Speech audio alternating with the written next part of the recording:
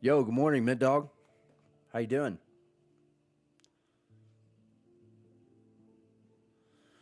Ready to kick some ass today?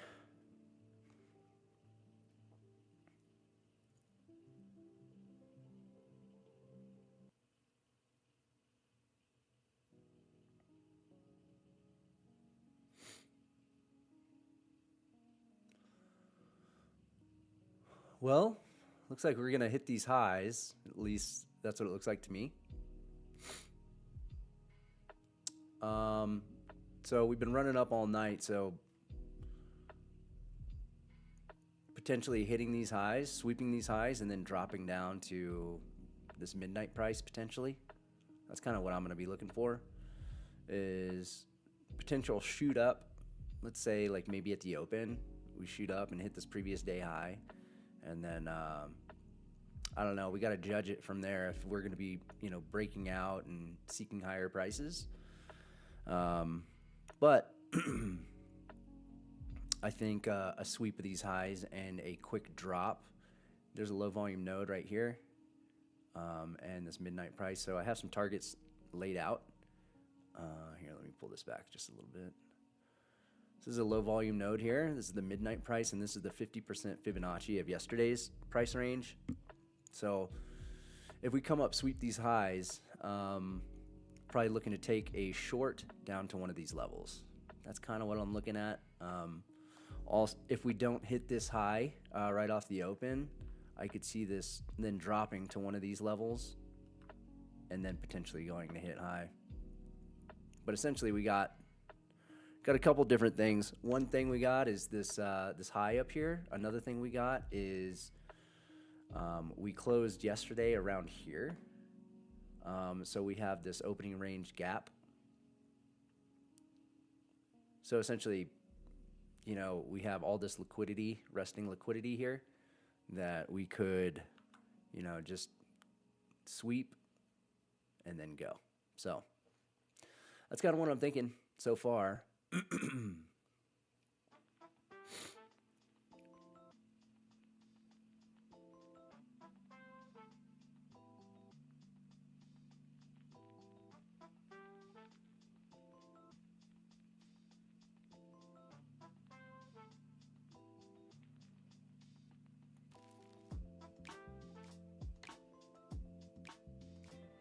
So, and just a little context here. This is our higher time frame.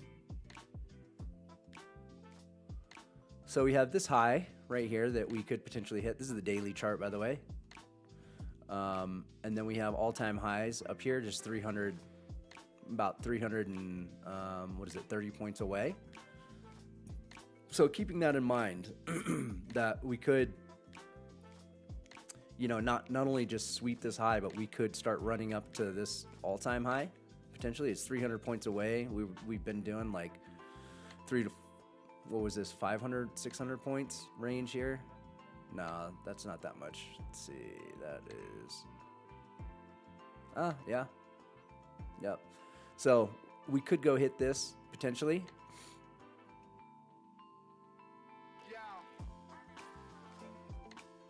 Anyway, keeping the higher time frame in the back of my mind with the all-time highs there.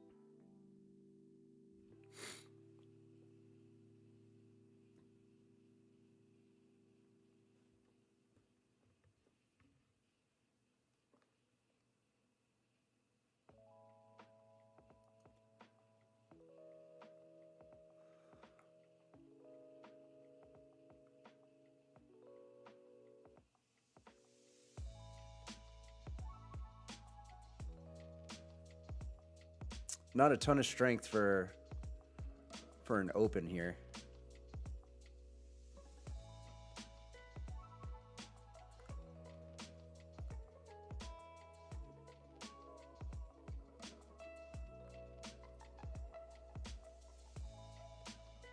Since we haven't had a ton of volume kick in, I'm just kind of waiting, making sure that we don't get like a surprise injection of a bunch of volume. And if we do, I want to watch it before being in a position.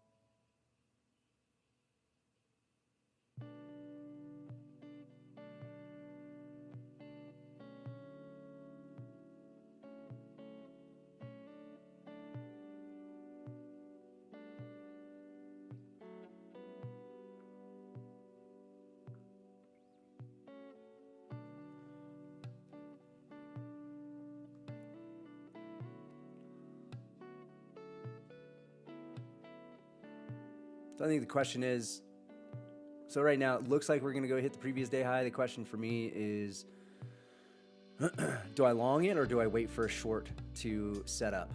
And, you know, all that really kind of has to do with the way this reacts here. It's looking like we're pushing up. And I want to see if we have the strength to keep going up or if we start getting rejected after we sweep this high. Or if I can identify it earlier, then I will.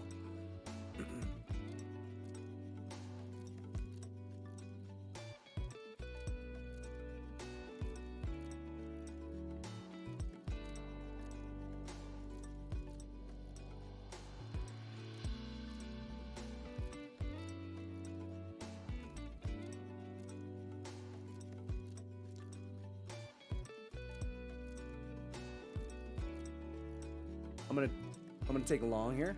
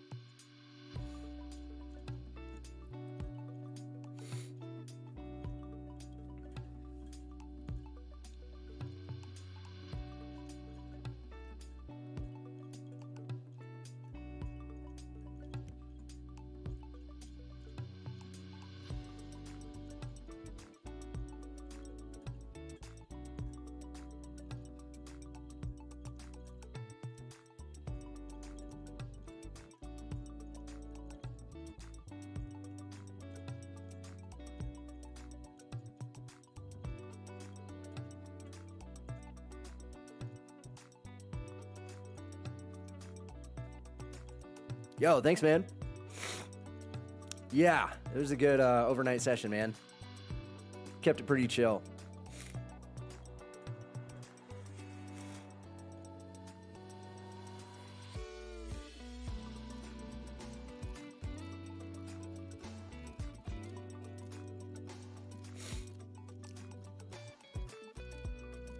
Let's do it. Oh, and thanks, man. Yeah, this is my Easter sweater. I was talking to my girlfriend about this the other day. I certainly like being comfy, like on stream, but you know, when I was in the at my venue, I was basically always in a suit. So I was like, I don't need to be like that, but every once in a while I should be a little presentable.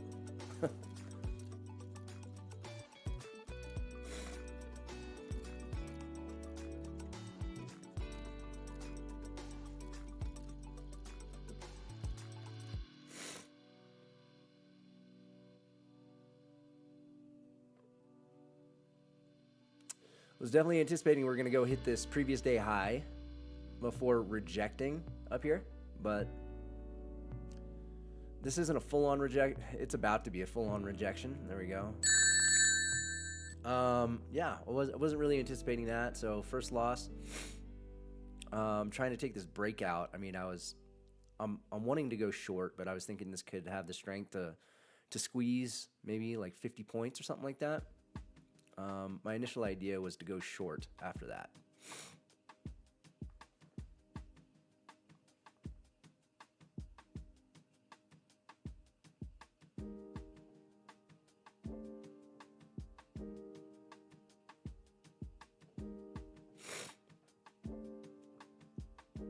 So I'm watching this right now, seeing if we're going to push through and continue lower.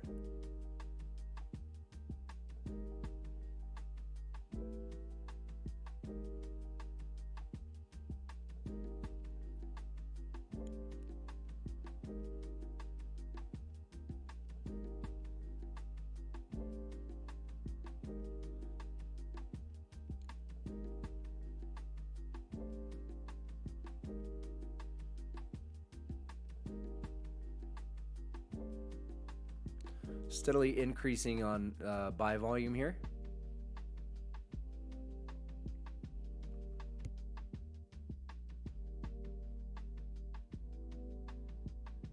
Take a stab here short.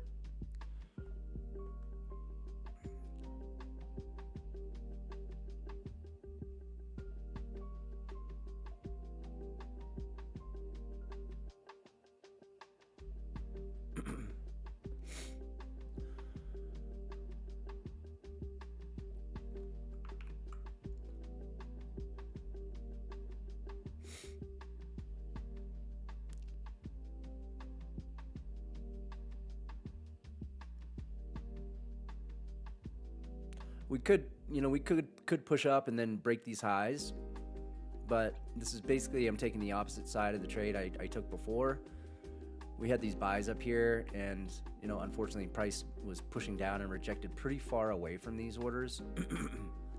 So I'm kind of anticipating if we continue getting closer to these orders, we might have continued sell-off, kind of like a magnet repelling it.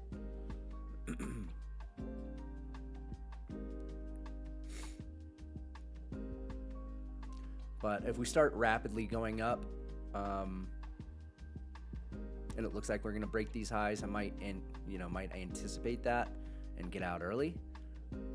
Right now, it's looking like we could have some weakness, and if we break this low, it's like we have all this low resistance liquidity down here. Here's VWAP, so this might be a good first target down here, 25,000.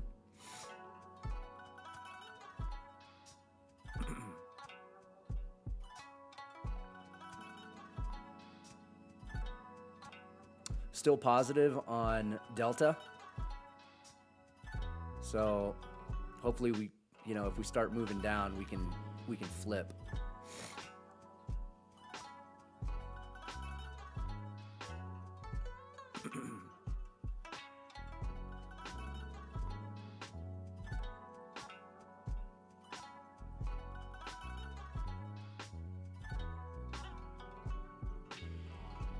All right, you see that volume come down pretty quickly. So we're at 1,400 right now. I think we could pretty quickly flip.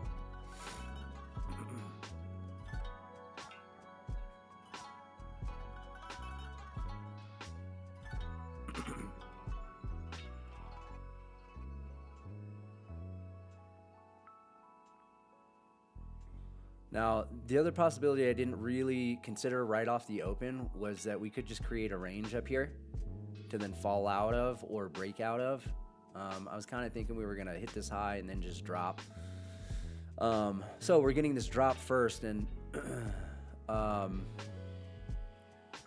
if you recall, what I was talking about was if we didn't go hit this high, then we could be dropping to one of these levels I have highlighted.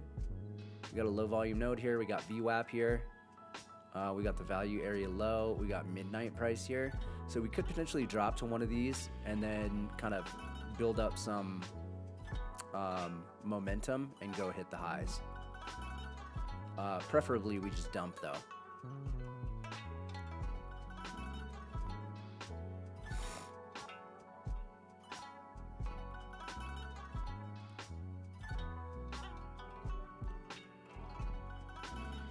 All right, we got a pullback here. Hopefully this is just a pullback that kind of doesn't go much higher than this. If it does start like building some speed and it kind of like breaks through my price, I would definitely be concerned we're gonna go hit these highs.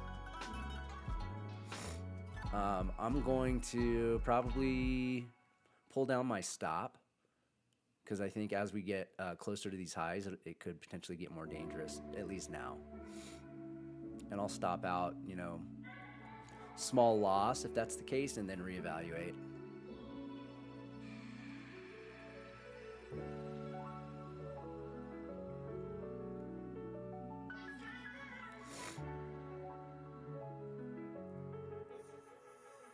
Watching right now to see if we're stalled out, you know, like if we can make any more progress to the downside, or if this, because there was a pretty big reaction down at this low, both in volume and in price. So it could be launching to the upside from this point. So right now I'm watching both areas. Are we getting rejected up top? And then if we can approach these lows again, does it get rejected again? It's looking to me like we could potentially be building up some momentum to break the high. I might stop out, break even here. Actually, I'll let my stop play out. That's fine. It's basically a 5-point stop.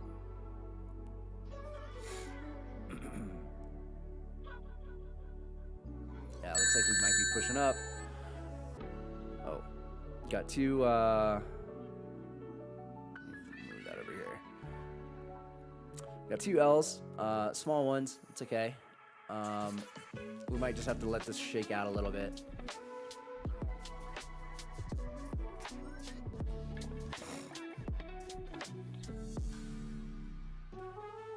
Let's see what happens right here.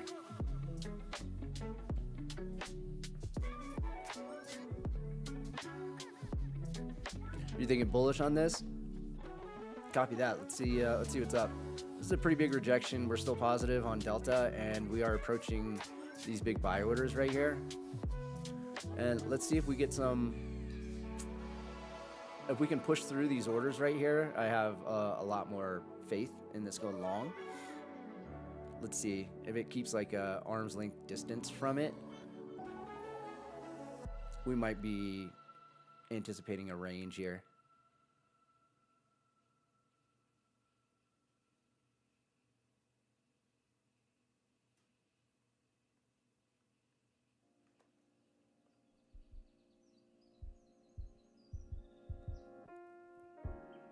Looking long.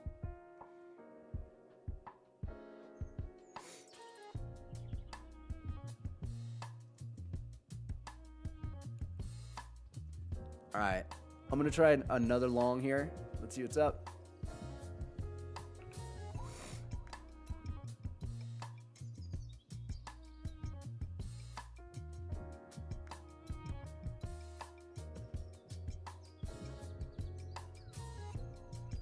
If we come back into this range and get rejected up top, I'm gonna have to kind of change my idea of us breaking out or breaking down, so that I don't continue to get faked out. It's looking like we got some support here. Some aggressive buyers coming in.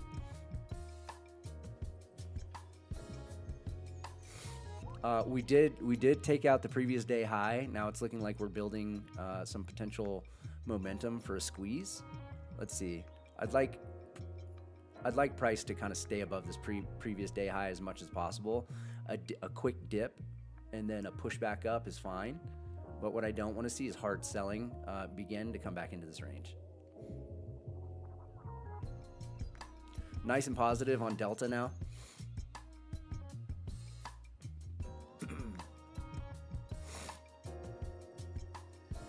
Now, also keeping it in the back of my mind, we were, running up overnight, and we have a gap below us.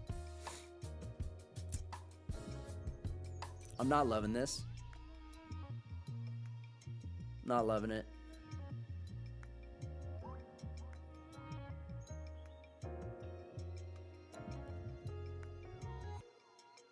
Was hoping we'd get a quicker squeeze than that to get away from this area, but it hovering around here and below previous day low, not ideal.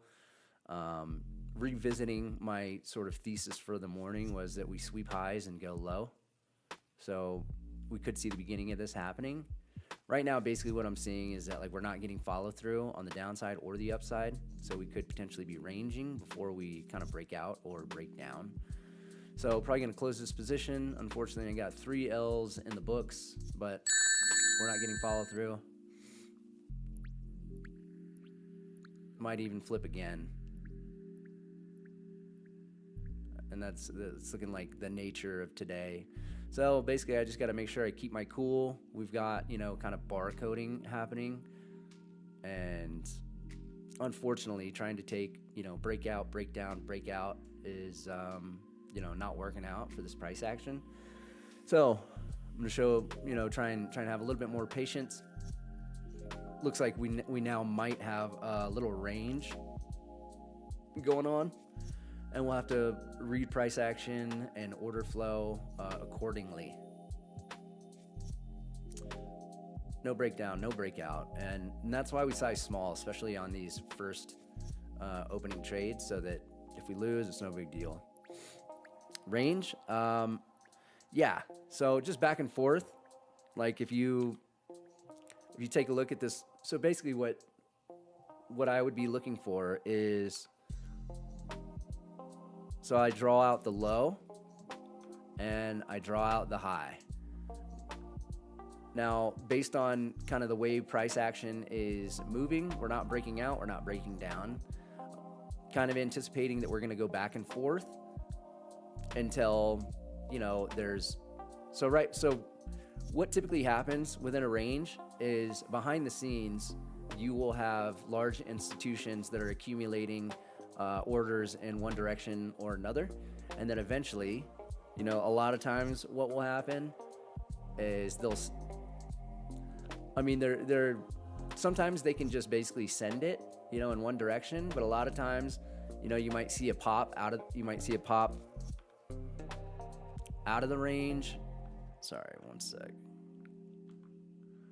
Out of the range, and then you might see it drop, right? Or take the bottom of the range, basically fake out, and then go the other direction a lot of times. So what I'm looking for in this range here that I've drawn, the high and the low, is I'm going to be looking for clues. Like ranges, you know, won't last forever. You want to figure out, if you can, what's going on in here. And it's just like when we're in like this value area, you'll see bouncing back and forth here, and then you'll see it break out of one of the areas to go seek balance elsewhere. That could be what's happening now, and it could be going short now too, because it swept this high, and it could immediately just break this range and start going lower. This is basically, I mean, sometimes it's tough to keep track of, you know, what's going on, because you switch your thesis as you're trying to trade. If you're trading price action, and what I was anticipating at the beginning of the day was a sweep of the previous day high and then dropping to one of these areas down below. It could be dropping right now, and if we get a little more confirmation, I'll probably take it short. But I don't want to get faked out if it's just going to be ranging back and forth, consolidating. So I'm watching volume very carefully. Notice we went from, you know, this high up here, like 7,500. Now we're down at 2,000 here on the volume. So essentially I'm watching this to see if not only can this break out, but can we get some clues here to see what's the dominant side. We got a big sell order here. We got 4 big buy orders up here that we rejected. But again, it's like, I don't want to get too excited, because this has burned me trying to go long, trying to go short, trying to go long on the breakout. So at the moment right now, if we're anticipating this is going to range back and forth, you could potentially take range scalps, meaning from this side to this side. But right now, what I'm watching the edges here. So if we come up here, I'm going to watch it up here. If we come down here, I'm going to watch it down here. For follow through and big orders or bounces. So I'm going to try and take it easy for just a second, not be so antsy. You know, I mean, here's the thing is that if you have price moving the way it has been over the past few days, it's been moving. And it's been pretty quickly making its move to one direction or the other. And today, obviously, that didn't happen. We had some fake outs. We had a fake out up here, kind of a fake out down here. And sometimes off of the open, you can get the high of the day or the low of the day. And so I will usually take a few tries to try and get that. Obviously, I kept my wrist tight, but still, you know, I mean, losing 3 times in a row, you got to have some resilience to be able to do that, and you have to not be able to get flustered. But, you know, the way I'm able to do that is because I know that sometimes it's worth the risk to try and catch it early, because if you get something that starts blasting off and then doesn't even retrace, you're in before the breakout. So if you're new to trading, I would say it's a little risky, and especially trading the open can get you flustered. That's the biggest risk. But if you're going to trade the open, I would do it with 1 micro. I was doing it with 2 there, and over the course of 3 trades, I probably would have been down like $150 or something like that. So it can definitely, if you're especially taking if you're taking a bunch of hits, you gotta kind of know, you gotta figure out if you're getting faked out, then you gotta sit on your hands for just a second, or else it'll kill your P&L and it'll kill your mental capital.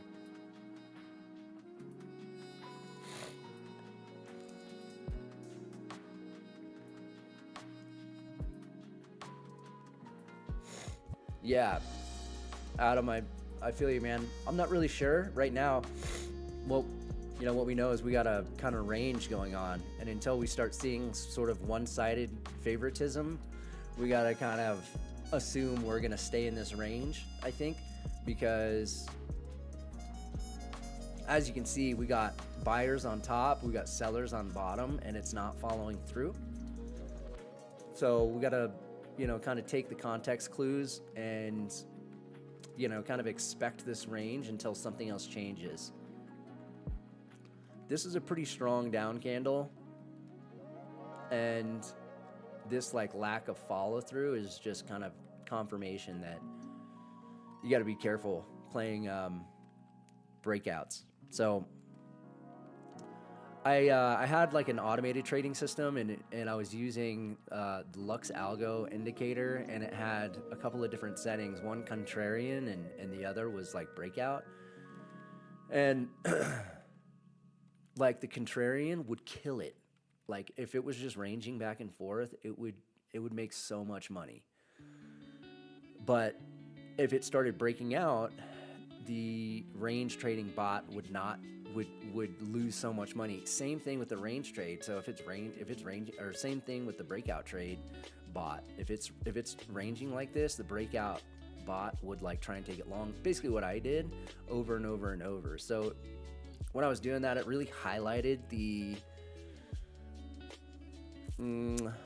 I guess necessity to make sure that in your trading you're identifying different market conditions, whether or not we're in a sort of breakout type of sentiment and price action, or ranging. And if it's ranging, the worst thing you can do is try and take breakouts. You'll get chopped up to death, right? So once you start getting evidence that you're ranging, you kind of have to identify it, like say it out loud, so that you don't start or don't continue to try and take the breakout trades until you get more confirmation. But anyway, yeah, so the bots, basically it was one bot or the other that would do well on the day. So you got to know your market conditions. You got to be able to identify it quickly so that you don't kill your account. It's either that, or it's like for the first 30 minutes of the day, I can take one trade. I mean, for me, I'll take multiple shots because I'm used to it and I don't get flustered. But if you're easily flustered, you know, one way to do it is like, okay, in the first 30 minutes, I'm allowed to take one stab at catching the move. And if you don't catch it, and you just, okay, well, I'll wait. for more information.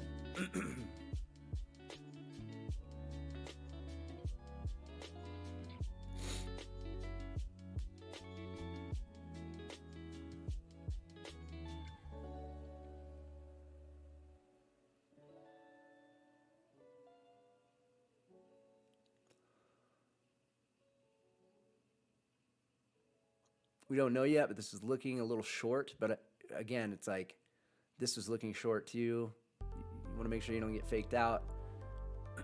So let's wait for a little more confirmation. We do have VWAP right here, so it could potentially bounce from there.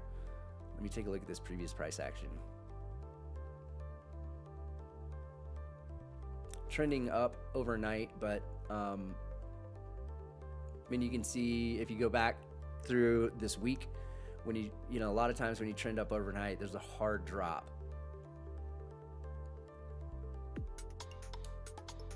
It's kind of like, I mean, how many points did we go up here? It's not a huge amount.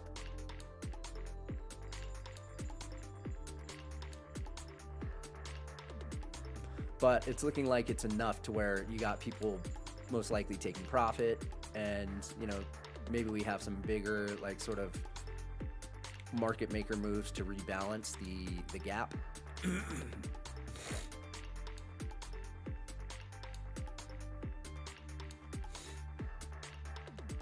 So right now, because we're on the low side, I'm looking for weakness.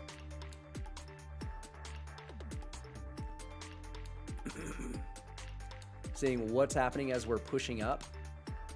Is price being, like, as we're pushing up with buy volume, is price being accepted? Or do we hit walls and then see like a spring back down?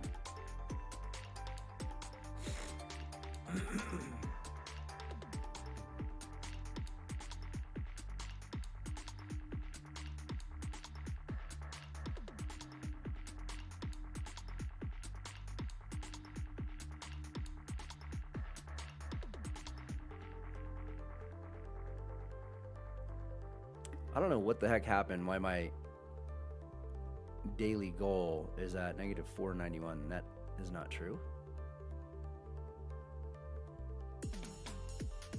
Let me fix that shit. Give me one sec, guys.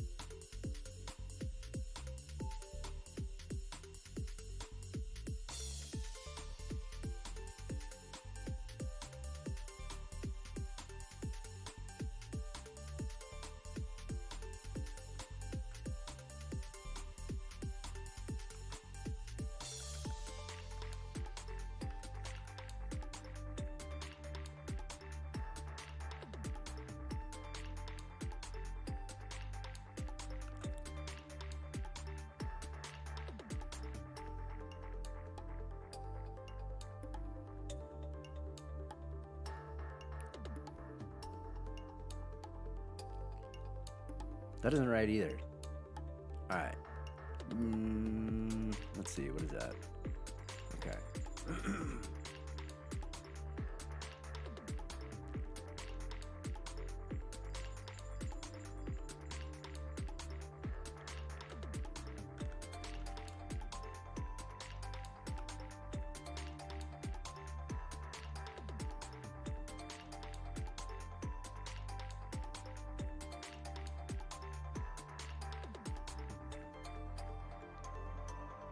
There we go.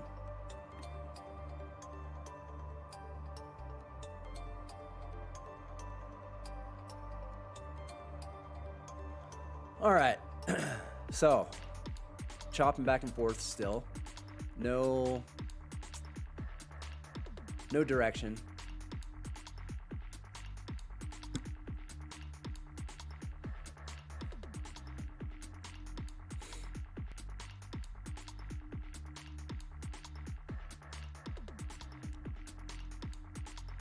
So in conditions like these, I'm a lot more likely to try and take, like for instance, if we come up to this value area high and it looks like we're not building up to break it, I'm a lot more inclined to take this short now that we've kind of established this range, and at the bottom of this range, take it long instead of trying to take this short. I mean, if I'm going to take this short, I'm going to need to see it like break out, retest, and then I'll take the retest if it's looking weak. Same thing for on the upside. Now that it's like juked me out, it's like I am going to require more out of it than just like an anticipatory breakout or breakdown.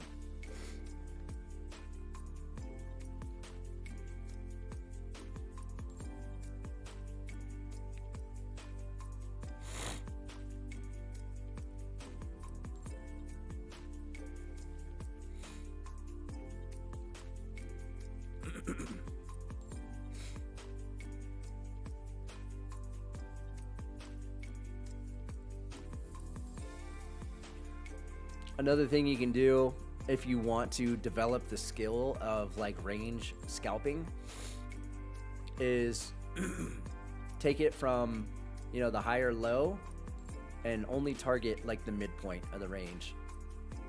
So it'd be about like right here. So if you take it high, then you close your position here. If you take it low, you close your position here.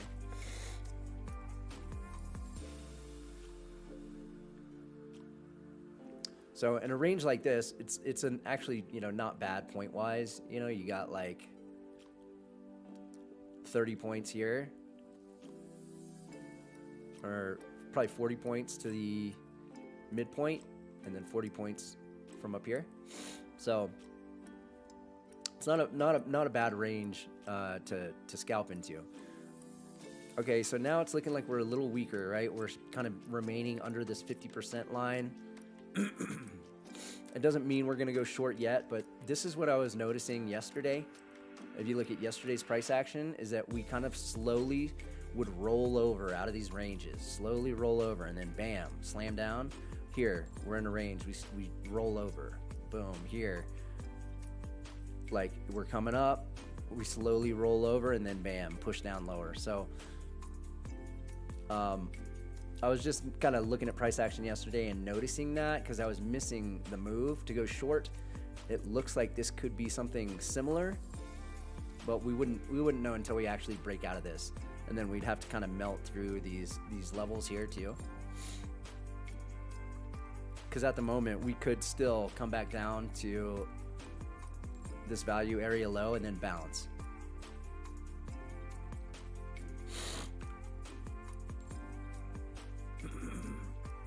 But right now, this is just barcode, back and forth, choppiness. We're doing the cha-cha-cha.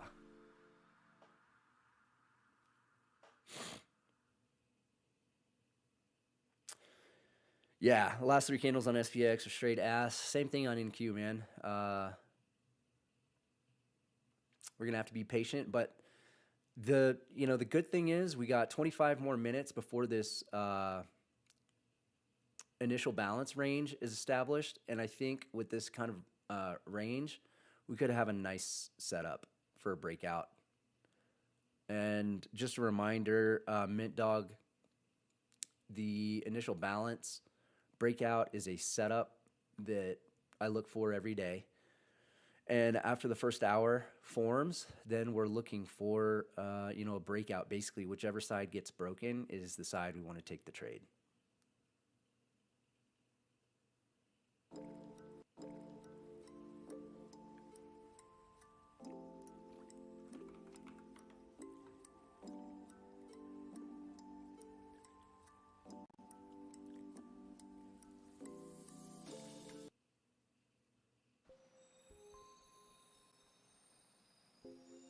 Three low volume dojis, yeah.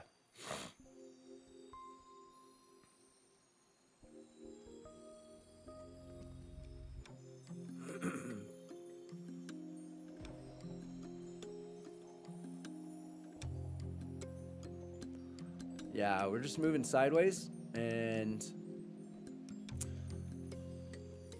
when the market's moving sideways, you sit on your hands or you take range scalps, but it's got to be a different mindset.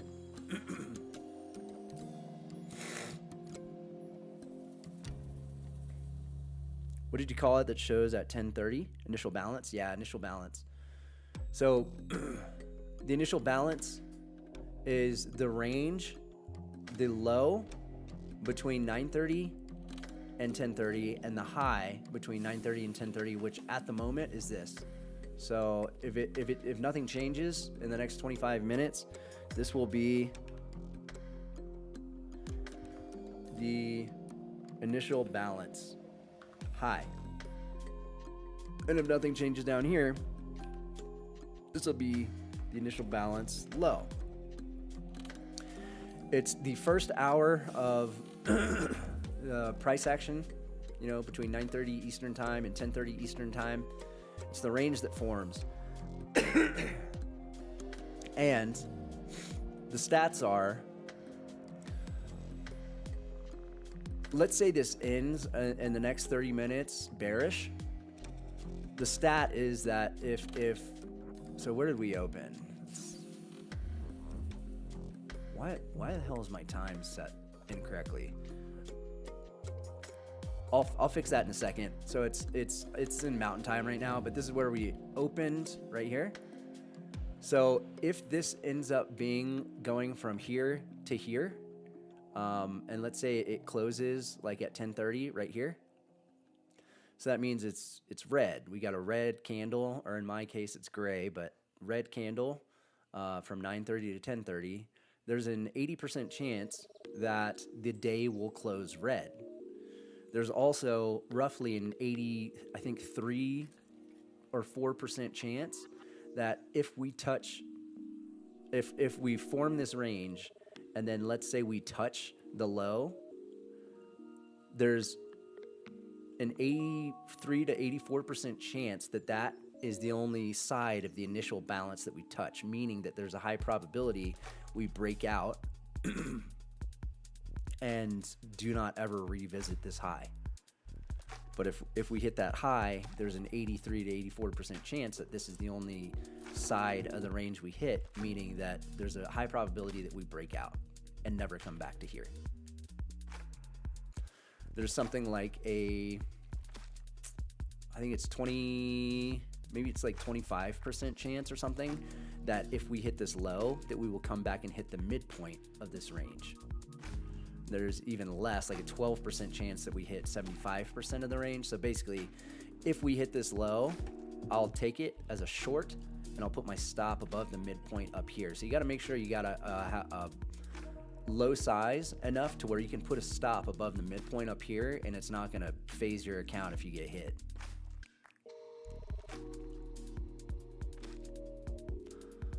National Protect Your Capital Day. Yeah, man, I feel ya. Got to be patient today. Looks like we are potentially, building up some momentum to go short, especially considering we got, 20 more minutes on the range, but let's see. To me, these kind of like descending highs right here, if we kind of stay below, if each high that gets made is lower than the major highs that are hit up here, then it's going to continue to look bearish to me. But we're still in this range, so I don't trust it enough yet.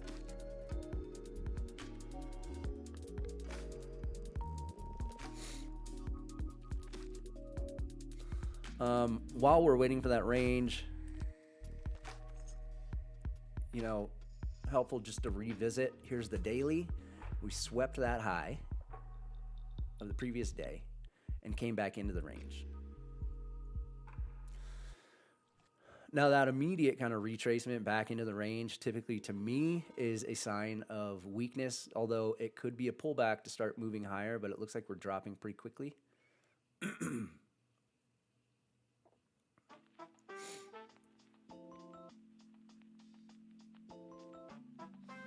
We're favoring this downside. That doesn't mean we have to go take out this low, but just based on everything I'm seeing, it's looking like we're kind of doing that rolling over motion.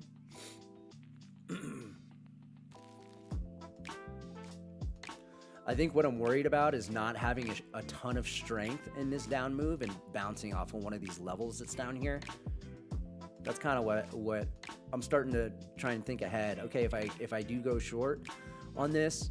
You know, we got, you know, this value area low. We got VWAP here. We've got this low volume node here. These are all points that I would be considering to take profit at based on how the trade is going. And you know, kind of based on this price action, it's a little bit lethargic. I don't see a ton of strength in the market. We haven't seen, you know, we've seen some buyers and sellers step in, but to me, it looks like this just hasn't been effective yet. We haven't seen any follow through. So if we start seeing some follow through, maybe it'll change. But right now it's looking like, well, how far is this going to go if I take this short? Or is it showing signs that we could, you know, do a move like this and then that? So I still want to see something, you know, I want to see something happen that's convincing.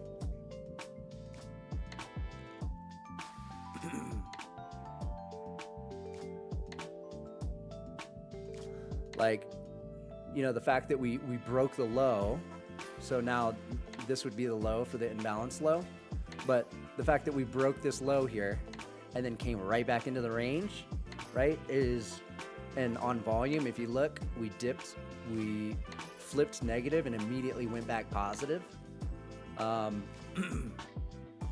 It's not showing a lot of conviction.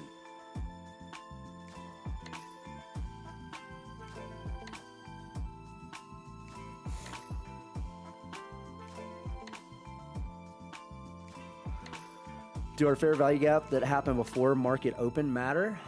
Yeah, fair value gaps matter prior to the open. I would say they're most meaningful during the open, or you know, during regular trading hours, though.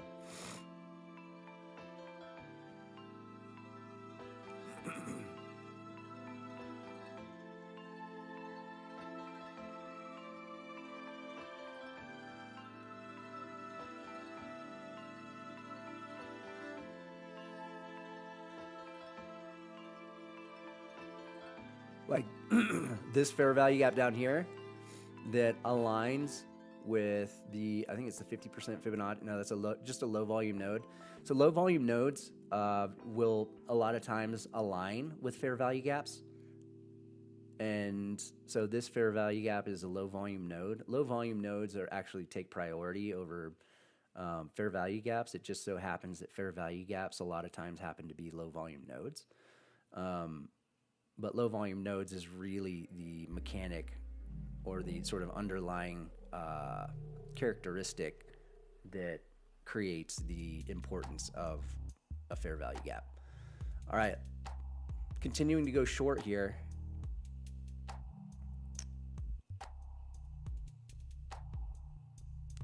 But no conviction yet.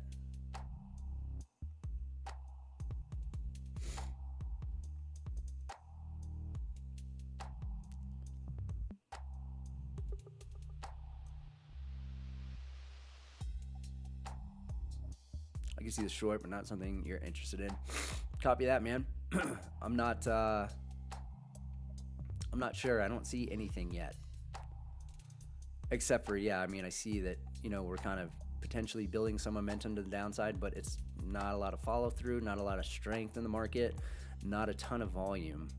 And so I'm going to have to see something change. And I'm sure there will be a point, potentially, you know, at 10:30, potentially at 11, where you start seeing the behavior of the market change. And if you're watching, you know, diligently and you're not just trying to, you know, rapid fire trades while this kind of shit is happening, you can really kind of see a difference when the sentiment changes.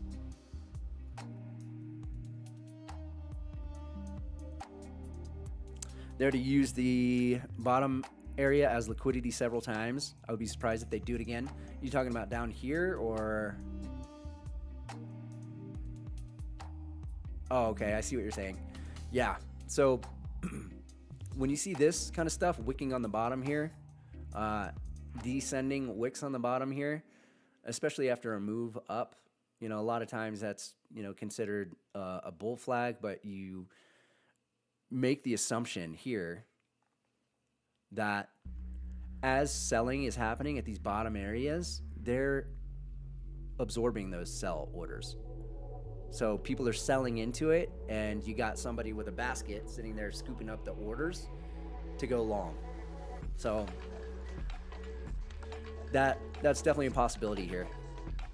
When I see this kind of like wicking, you know, in either direction like this, you know, it's one of two things. It's one, you're getting so much absorption that intentional absorption down here to take price higher, or you know, the sellers are so strong and so relentless that eventually it's going to break through like this value area low.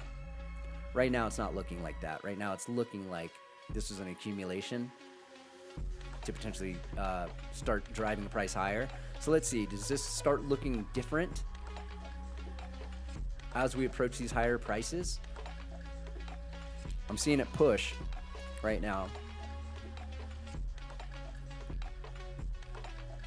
So when it starts pulling back, are we seeing that it continues to make progress to go higher and higher, or is it pushing up against like a brick wall up here?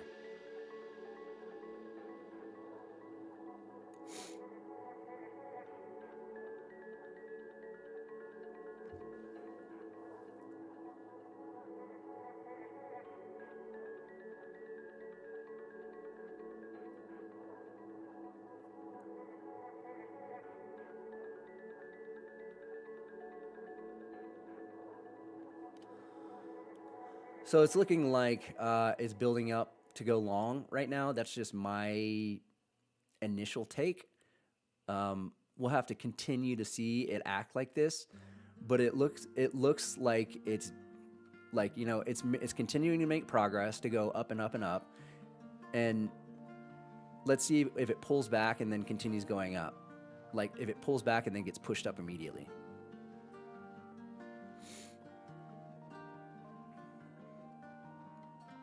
Would kind of expect it to happen around here, not go much lower if it is indeed starting to build some momentum.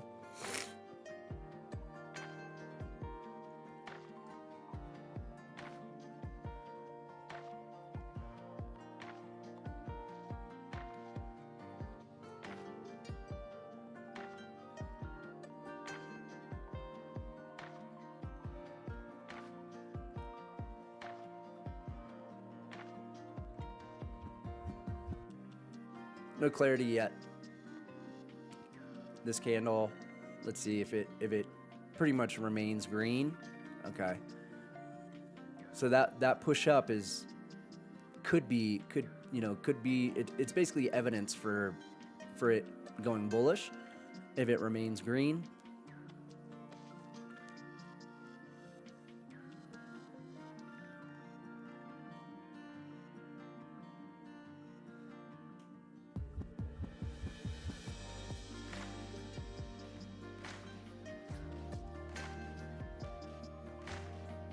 Still not a lot of conviction, so I'm kind of like lukewarm on either direction. It's right in the middle here, basically right on the 50% line. We got the point of control here, and it's remaining green. It's just not strong yet. Yeah, definitely more bullish.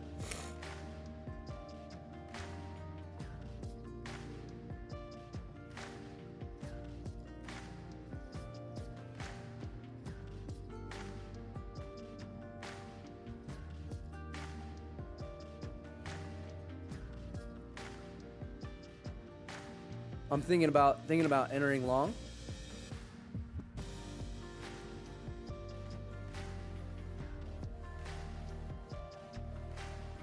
I would kind of like to see this value area high. At least seeing that this like has the intention to break it. Right now it's still looking a little lukewarm.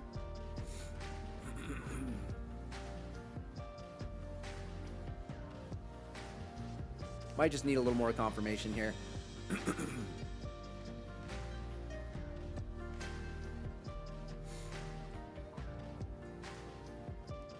Definitely looking more bullish though, and this volume right here, I'm keeping that in the back of my mind that like we came down here and pushed hard off of this low right here.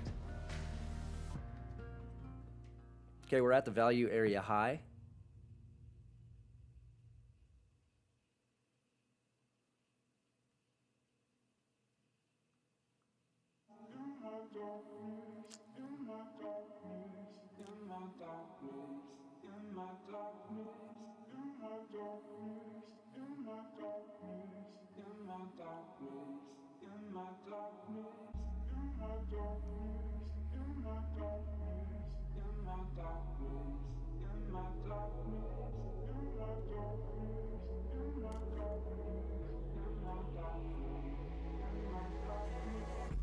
I'm gonna go ahead and give it a shot.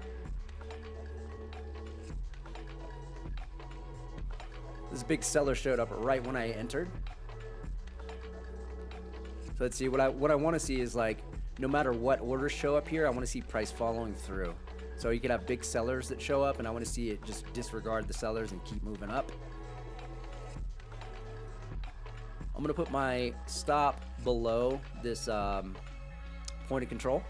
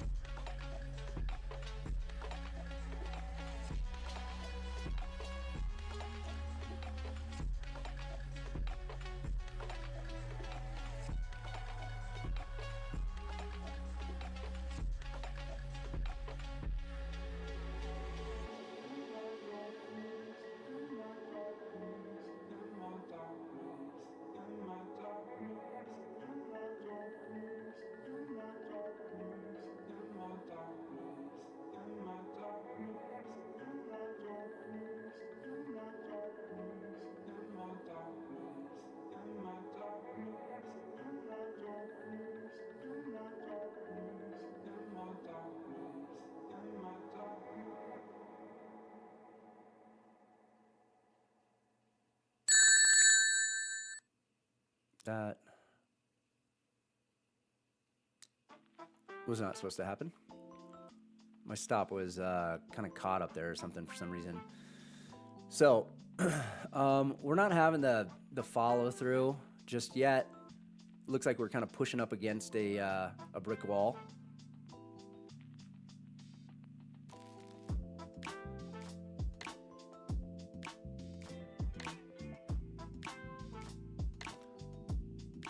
And this is why trading ranges can be really tricky, because even when you think you're like, this is looking bullish to me. Everything's looking good, like it's gonna break out, but you gotta be careful when you're trading a range, because you could have a couple fake outs before it actually moves. But it's still looking good to me.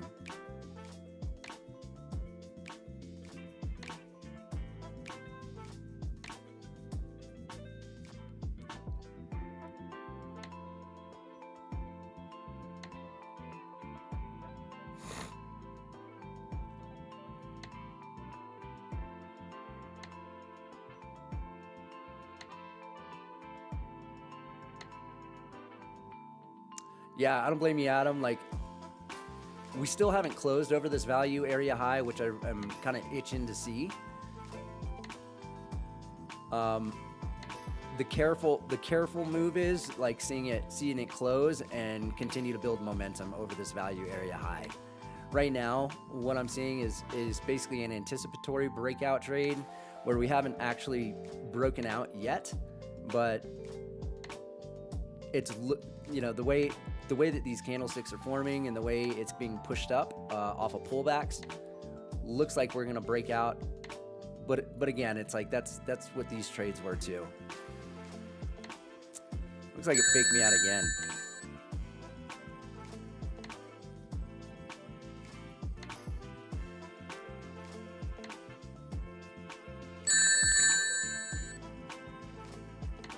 Okay.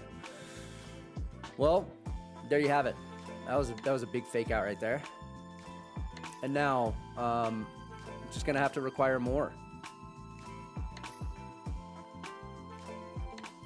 I mean, it just goes to show you how tricky price action can be on ranges like this. And I thought I was waiting enough to where we were past this point of control. We were starting to see some big orders come in. So it looked to me like we were going to break out, and that's my 4th loss trying to take a breakout today.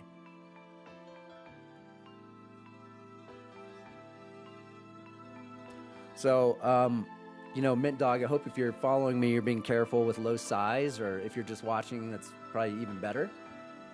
But be careful within these ranges.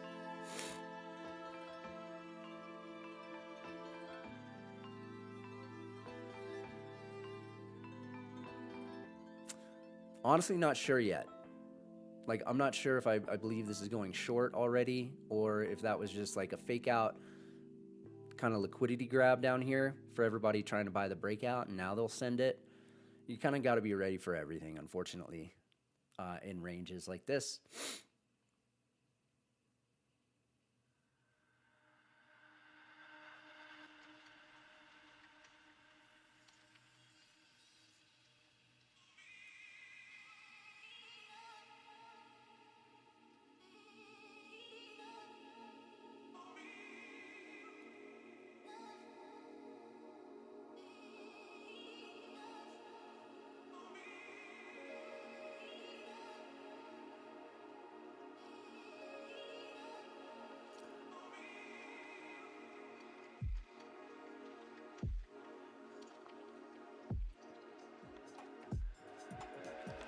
So this quick move that happened right here, you know, if you're trying to figure out what the narrative is, that was certainly an inducement for breakout buyers. And then it caused a sell-off. So you might make the assumption that in this area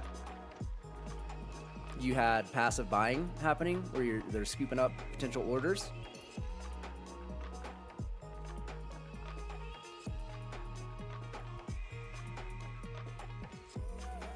Or you could just make the assumption that up here, they were accumulating all the buying happening for breakout traders and then sending it short.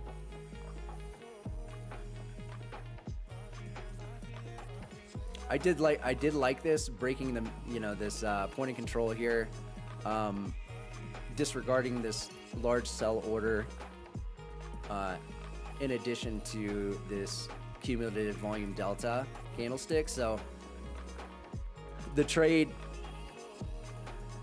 wasn't impulsive. I'm not like making impulsive mistakes, but I need to be patient with this kind of price action. So now it's looking like the move that I wanted could potentially happen, but I need a little more confirmation. So this is leaning more towards the narrative that it was inducing buying, and then getting everybody out of their position so that they could accumulate it to potentially send it up. But I'm gonna definitely need more confirmation.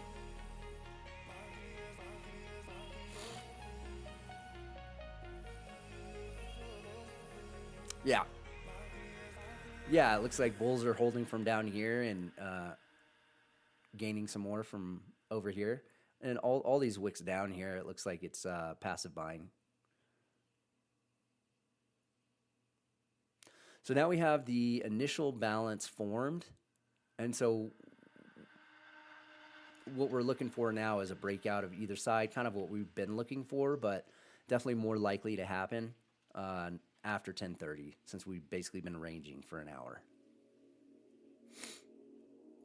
And you can see, you know, this candle right here, I mean, that was what? About 40 points immediately that was able to pull back. So you got to be really careful with your sizing and your stop loss. So you need a wider stop and smaller size to be able to survive this.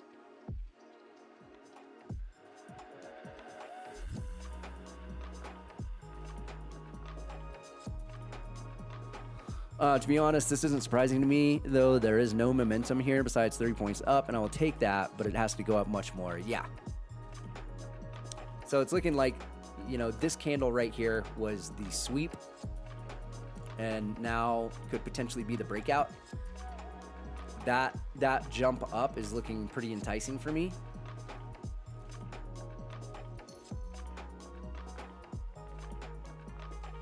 I'm gonna give it one more shot here.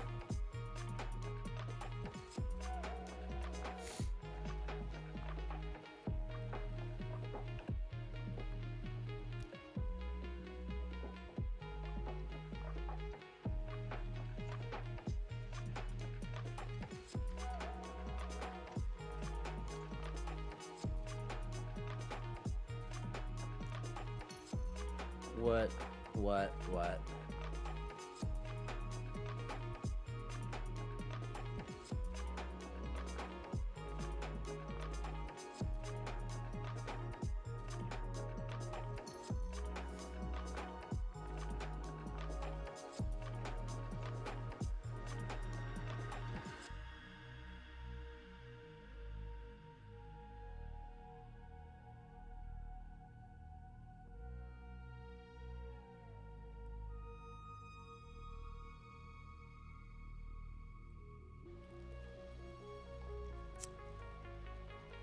I don't know what's going on. I thought I fixed my copy trader issues, but apparently it's not copy trading.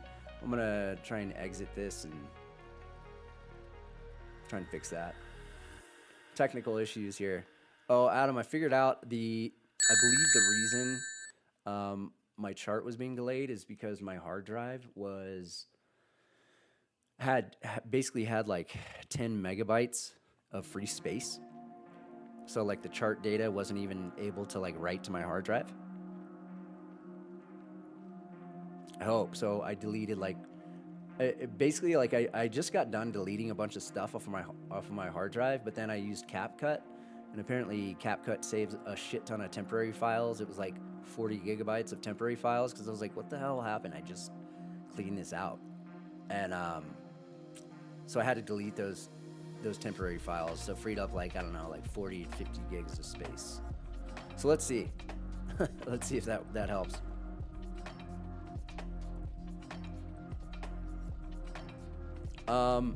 You know, I wanted to be in that trade. It looked like we were picking up momentum. It still looks like we're going high.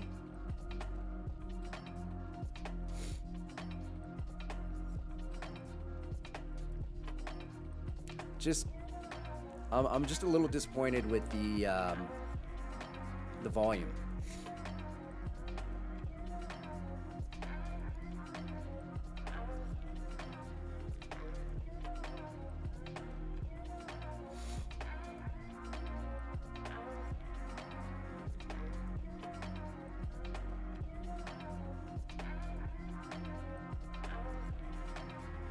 Yeah, like I want to see this get to the point where it's like there's no controlling it, right? Where it's like a volcano. That's the point. Like I've been anticipating the breakout and thinking, oh man, it's gonna be great to get in early. But like right now, what I want to see is I want to see it like moving in a way where it's like, you know, when you got your finger covered over the hose hole, and then you let it go. It's like you can't control it. It's just building up so much pressure, and so many people getting squeezed out from their shorts that it busts up. Right now, it's looking like that.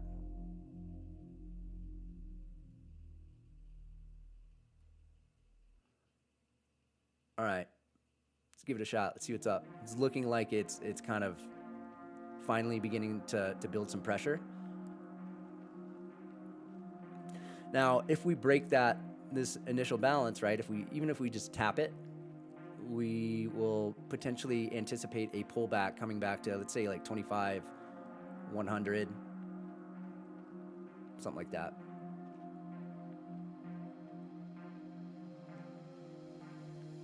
Okay, there we go. We got some buying follow through here.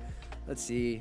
After breaking like that, like we could pull back, but a lot more ideal if we just start exploding upwards.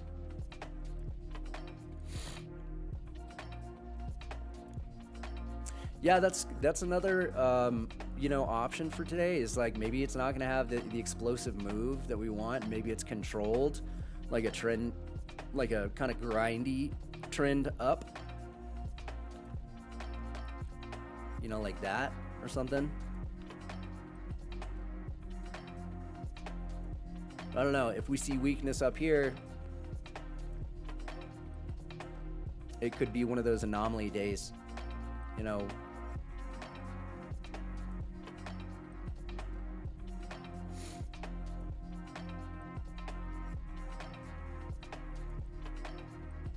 I'll be seeing if I can add.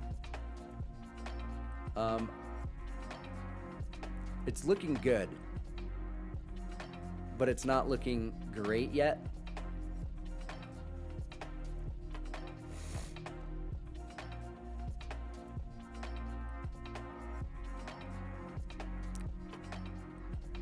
The fact that we didn't mess around here and we kept it expanding up is a good sign.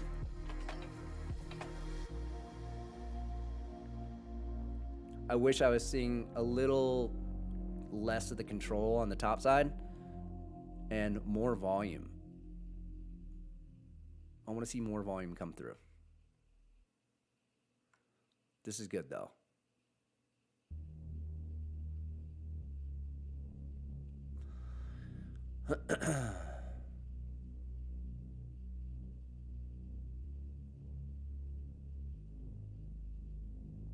Not explosive yet, aside from this.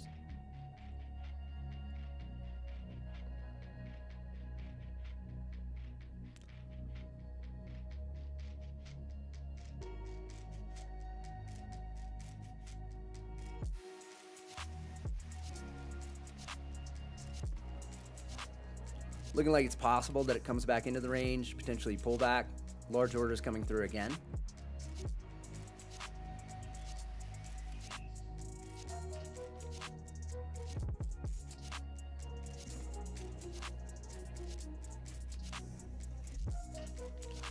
So again, like if we do come back into the range, you know, I think this, you know, coming back to 25,100 would be realistic.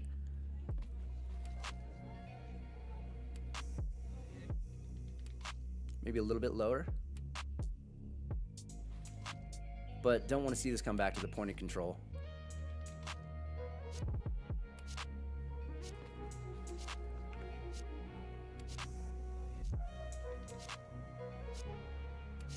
And I don't know if you're in this or if anybody's in this. Adam, I know you're not, but anybody else who's in this. Another thing you might consider is going break even. So if it does come back into the range, you get stopped out break even, and then you can re-enter down here. It's just another consideration if you don't want to risk the drawdown of this trade pulling back.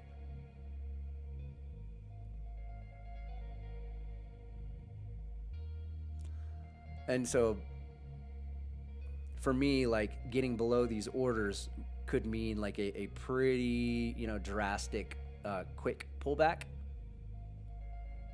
But it's looking like we got some strength. So since we're pushing up above these orders here, I'm gonna trail my stop so that this is now risk-free.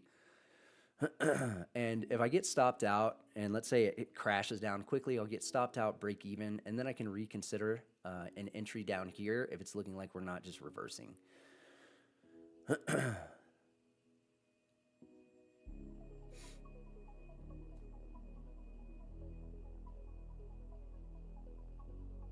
Breaking out of this level right here might be a potential add for me.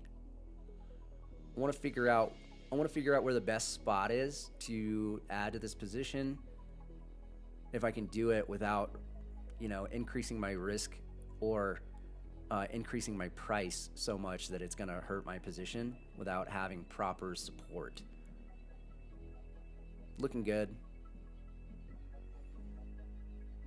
I think I want a little more distance between where price is and where I entered before I add to my position, because I still think we're at risk of this pulling back on us.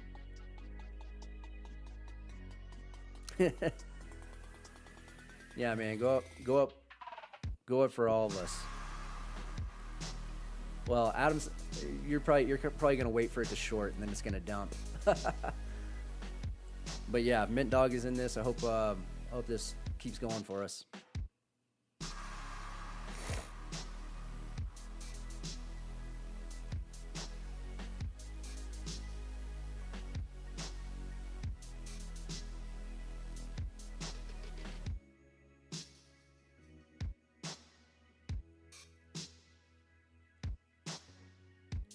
We haven't seen what a pullback looks like yet, which is a good thing, but it's also, you know, I want to see how strong the pullback is. Like, ideally, we get like basically like this, you know, like a candle like that doesn't spend too much time moving down, and it can move right back up quickly to break this candle high. Like, let's say the next candle is a red candle, moving less than half of this range, staying above all these orders is ideal. And if we get that sort of pullback, I'll probably add at whatever I'm anticipating is going to be the low of probably the next candle. I'll probably add.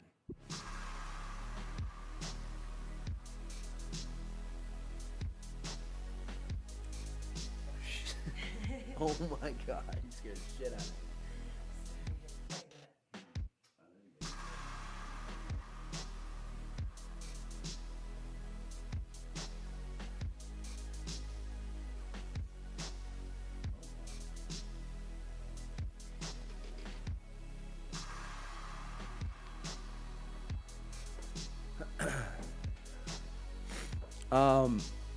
So this also highlights the importance of staying still. You know, I mean, obviously you could see, you know, me getting stopped out 4 times. Basically, this trade is now just catching me up to where I already was, unfortunately. You know, hopefully this will continue to move and we can have a nice trade out of it. But, you know, had I stayed still during all this consolidation, and, you know, like I said, I've made peace with the fact that, like, at the open, I'm going to take a couple stabs to try and catch, you know, potentially the best price of the day. And that's just kind of my trading style. But you can also see how that can be a detriment to your P&L. But sometimes you'll catch a huge move that, like, just goes. And like that trade I got the other day, it wasn't right off the open, but, you know, when it bounced, it's like, if you don't get in on those moves early, you might not get another opportunity because it might just start sending it without you. So I guess the point is that you got to figure out kind of what works for you, whether or not you want to take risks on, you know, early opening breakout trades. You might say, I don't want to trade for the first 30 minutes of the day. And if I then look at price and it's ranging and consolidating, after I'm watching it for 30 minutes, then maybe I want to wait another 30 minutes or until I see something spectacular happen. This right here that went on, and, you know, if we just kind of analyze it, we had signs that we were accumulating down here. That's like 1 point in the bullish favor. We came induced buying and then dropped immediately, even though that stopped me out.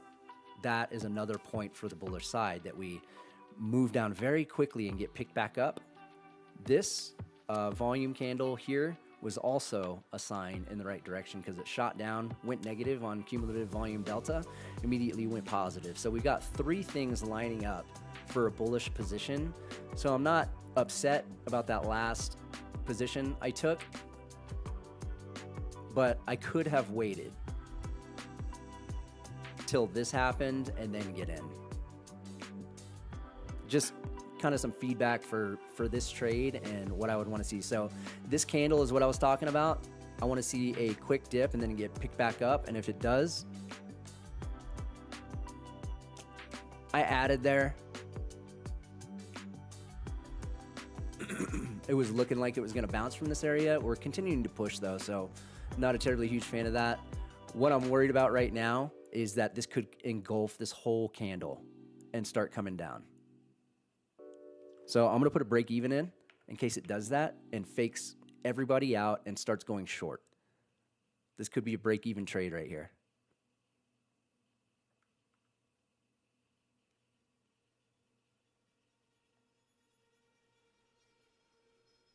I didn't want to see this candle go more than like halfway of this green candle.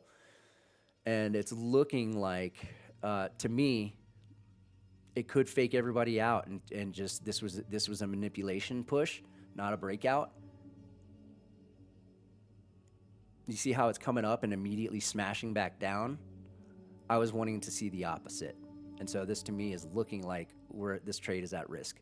So this will likely stop me out. Yep. And I might immediately flip.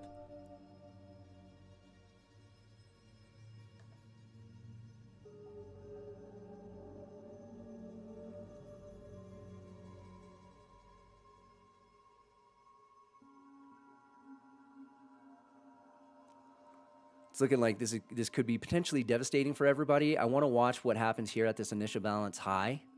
I might just be okay with scalping this. This might be a deep, deep pullback. But because price action is kind of tricky right now, I don't know. I might take a scalp. I will for sure, because this has a chance of bouncing back on me, take a break even if it comes and snaps back up at me.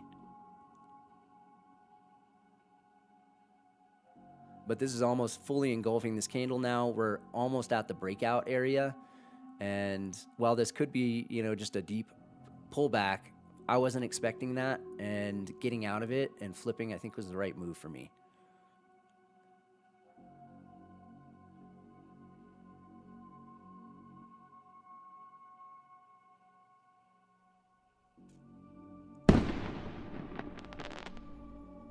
Still not sure about going bullish on this again. This is still looking bearish to me, or like a reversal, I should say. So unfortunately, that was a scratch trade, but that's kind of how I wanted to play it with my risk, because coming back down and engulfing this candle is not it's not a great thing.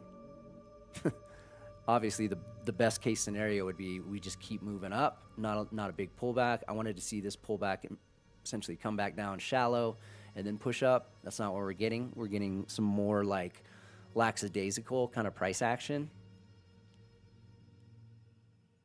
And I would rather take a break even on that and then reevaluate what's going on, rather than put my stop loss way down here and then have it, kind of very quickly shoot down there if we are indeed reversing. But you can see we don't have a ton of conviction, not a ton of pressure, at least yet. This could just be a healthy pullback, and then this candle starts pushing up immediately. And if that happens, then I'll kind of change my tune. But right now, it's not looking great for a breakout. What we're going to have to wait for here is okay, how does it react here? How does it react here? We do have a fair value gap right here. It could tap into this, immediately start shooting up. Or if we start inverting this, I would at least probably start looking for a short to one of these areas.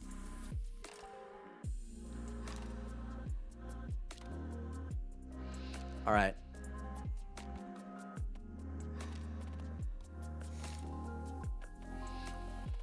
I'm in short, so I probably could have just held that flip, but again, I was worried about it snapping back on me.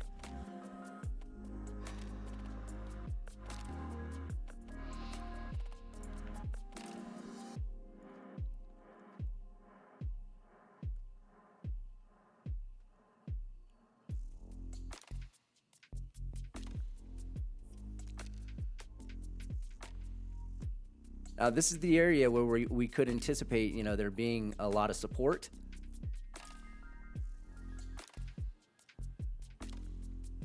So we're just gonna have to watch and see. I've got my stop placed where I think this trade will be invalidated.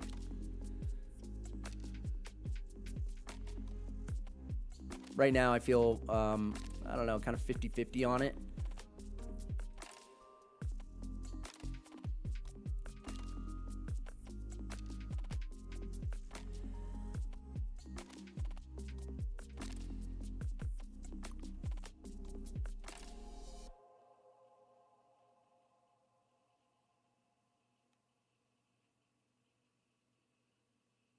Having this kind of pullback right here, like I was saying, you might anticipate a pullback to 25,100. I just didn't anticipate it happening after a big, strong bar like that.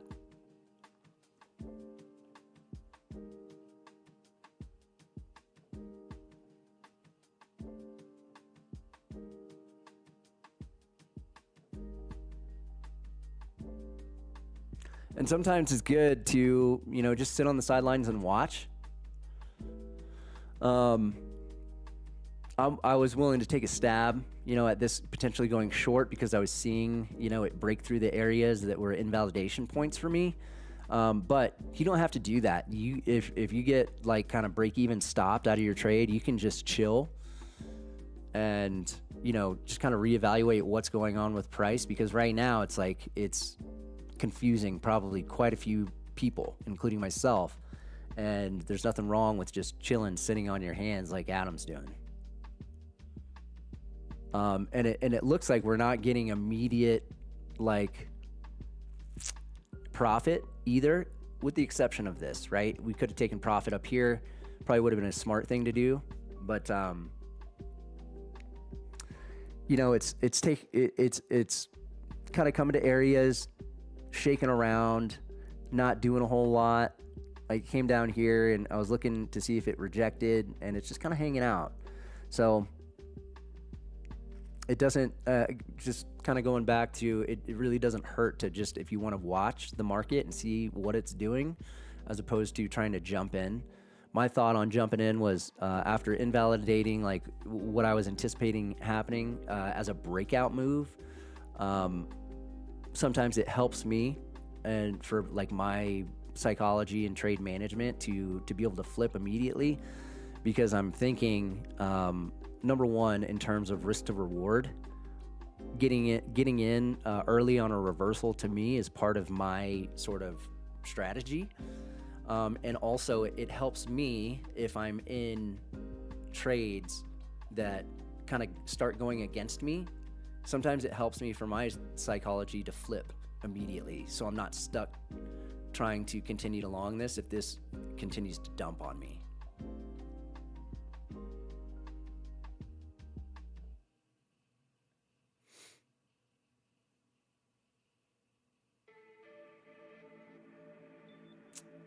All right. Well, I don't know. This looks like it's gonna pop my stop real quick, and then I don't know what. Potentially pop my stop and then continue going short. Let's see.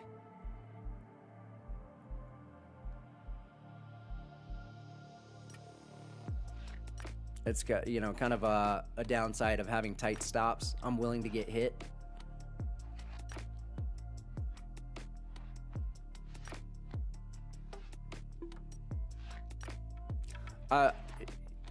I would recommend to anybody trying to take trades on this to probably sit out, because this is being super, super tricky.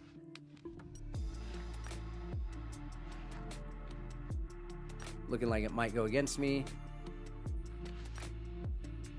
I'm gonna put a double stop here.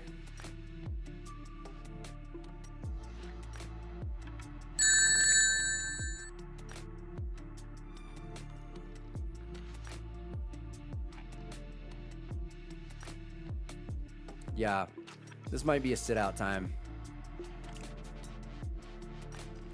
After this trade, if this comes back on me, I'm gonna sit out, because this is the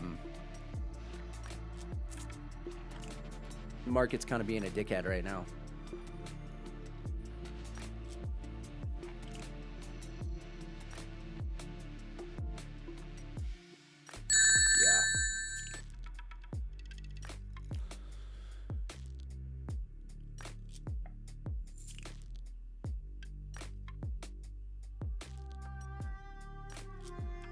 Yeah, I would agree, Adam. This is not worth it. Like, taking some stabs on this to try and get a trade has proven to be not profitable.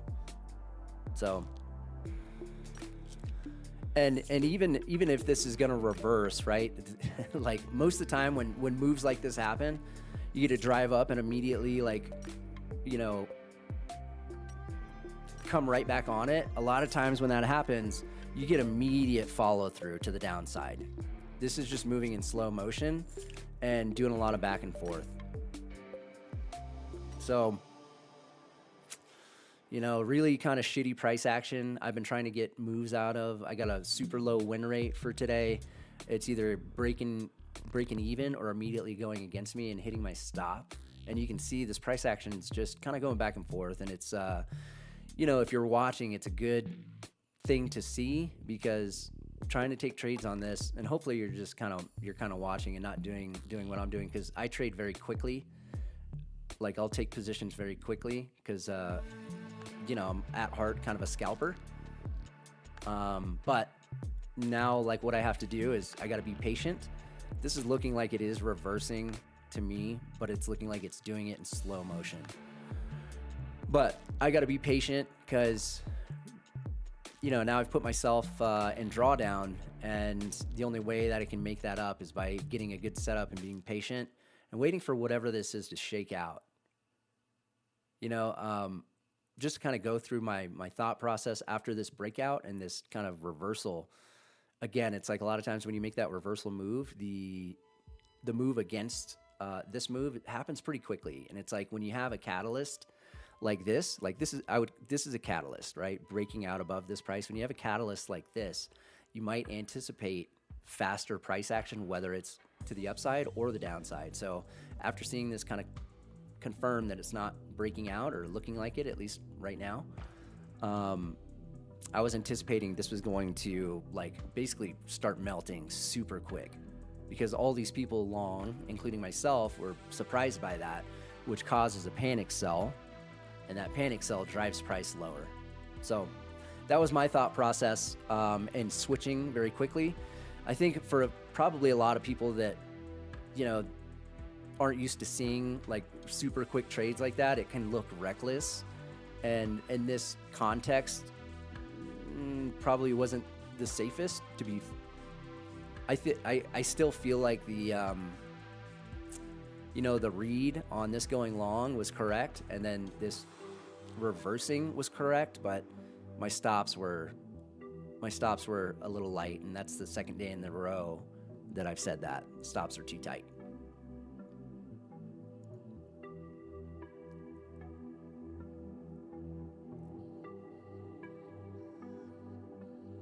Yeah, we do trade differently. I mean, it's definitely, sometimes it pays off, sometimes it doesn't, and you have to be used to it. You have to be used to it when it doesn't work, because when it works, everything's fine. I'll take quick trades and they work, and that's great. But when they don't work is when you really have to be used. You have to know how to handle it so that you don't start getting flustered, sizing up, and doing stupid stuff. Because it can be really frustrating taking a lot of break-even trades, and having stuff reverse on you. And I've taken a lot of losses today, but luckily I've kept them small. So basically, I have to survive until I can get a good trade, and that'll make up for all these.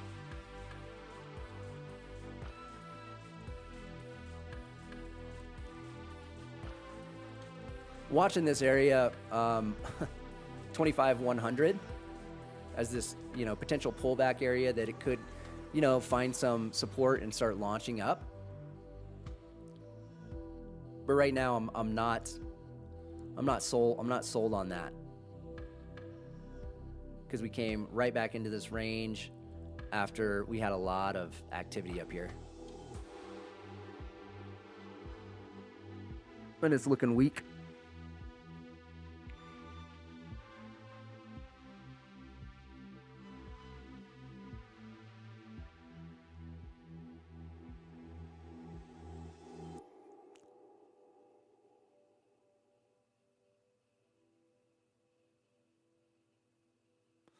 I'll wait for the next candle and see how this candle closes. We got 3 minutes on it.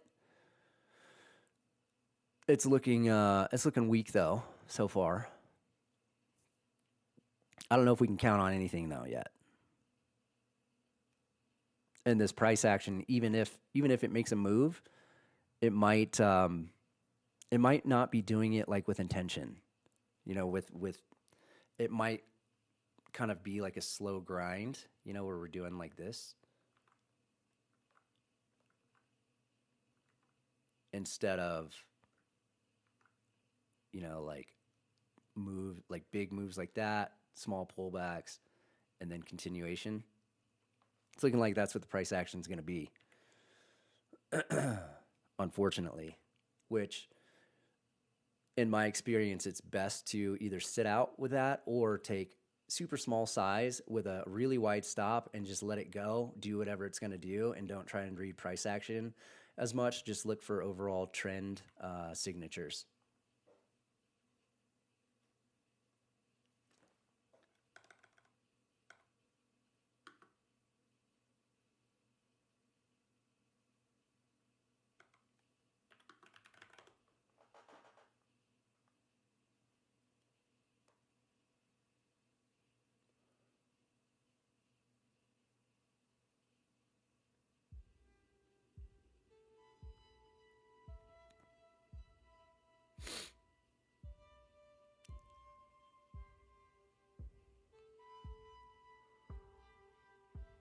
All right, so where are we in context, right?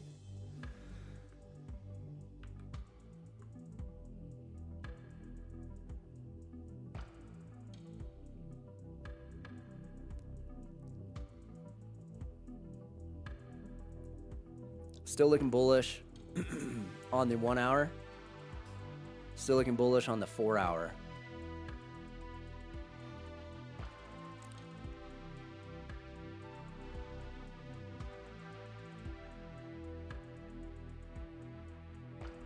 Short term, this is looking weak. But like even that, like, like it's like normally you would anticipate, like when you have a move like that, like if you were watching that candle closely, normally you would anticipate that candle has a lot more follow through than what it just had.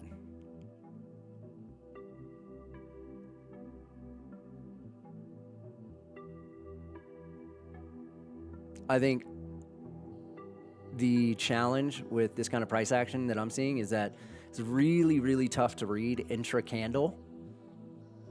Now, if we're just looking at this candle structure, like as it closed, like if you took a snapshot of it, this looks like it's reversing.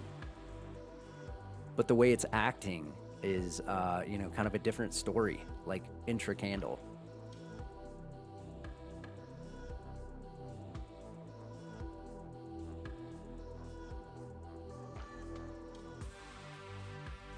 And it's tough too, right? Because like I was tempted to take this long here after this candle, this doji. But I'm trying to weigh it out. Is it worth it to even take a shot on this again after it's been burning me so many times? And that candle had no follow through. And the challenge is if you wait till it's up here, like, okay, well now it looks like it's breaking out again. Based on what it's been doing, you'll likely get a pullback, like move against you immediately. So wait, this is a tough price action to trade because if you wait, you're not going to get a good price and it's going to pull back on you. It's not going to start moving in your direction immediately.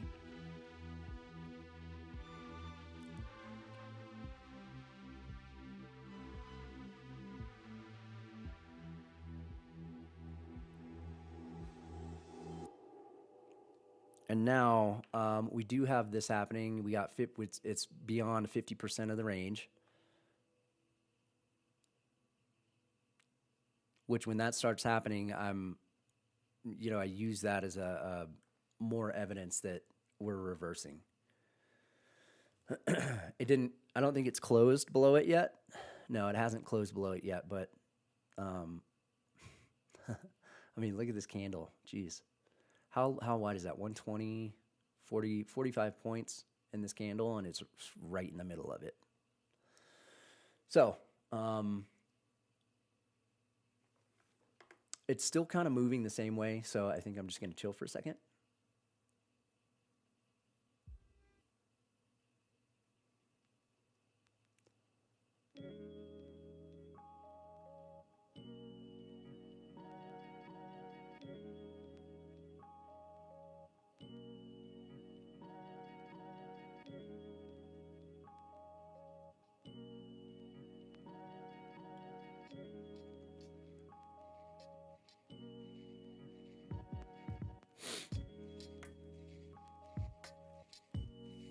Patience is the name of the game today, unfortunately.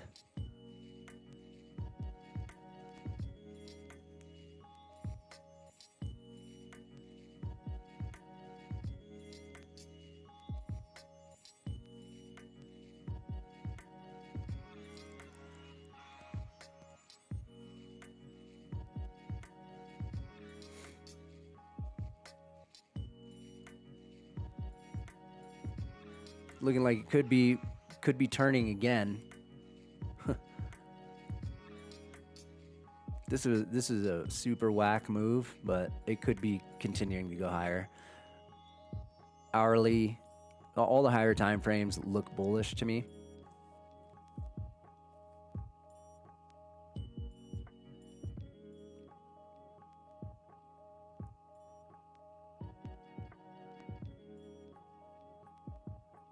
But even if this breaks out, right? So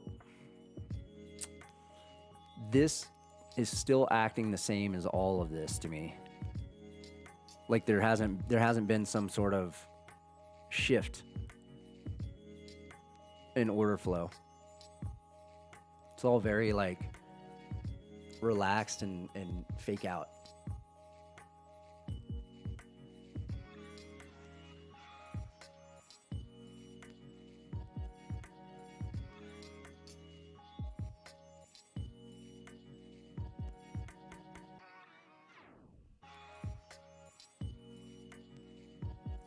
So my next position, I'm going to go in small and give it a little more room to breathe and then just kind of chill. I'm thinking, you know, like I don't want to be like trying to read the candles as much. I want to kind of put one in, put my risk on and let it go a little bit. Because the like reading candlesticks and reading order flow and managing the trade is not great for this type of price action. You want it when it's actually moving and you got participants in the market. When it's moving like this, it's like sometimes it's better just to put a position in and let it go.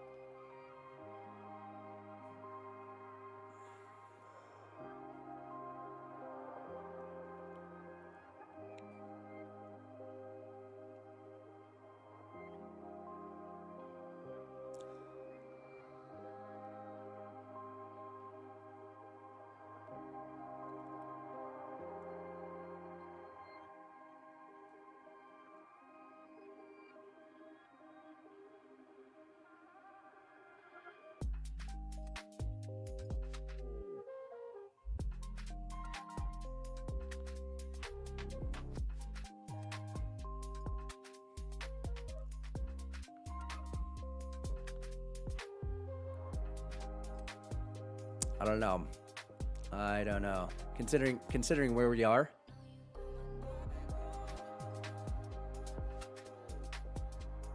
Or, you know, kind of where we are. We already swept this higher time frame level. We've been moving up overnight. I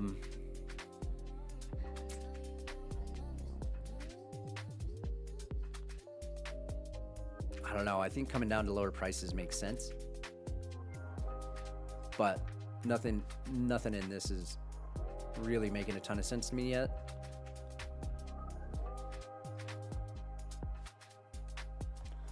Anyway, let's be patient, preserve capital, and hopefully we can get a good move.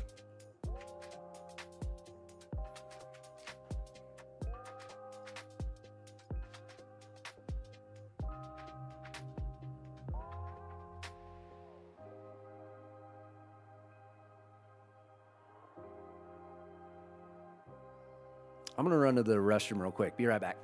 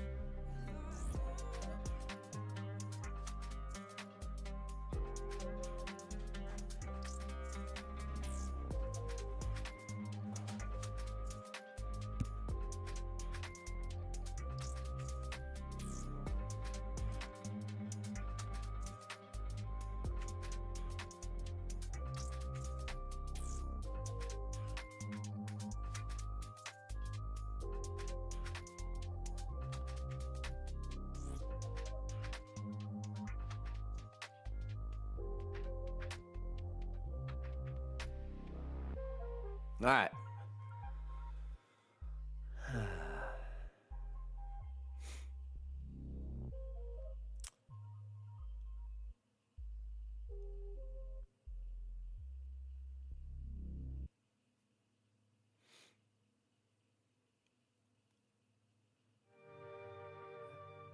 Mint Dog, are you still out there?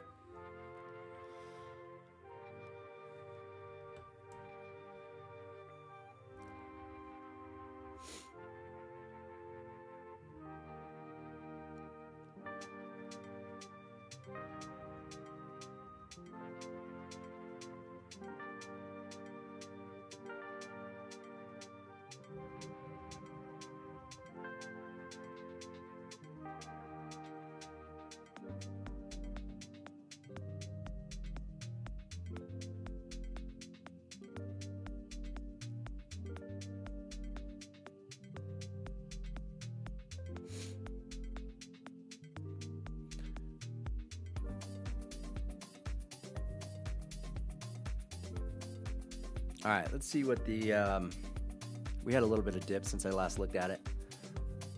This still looks bullish, right?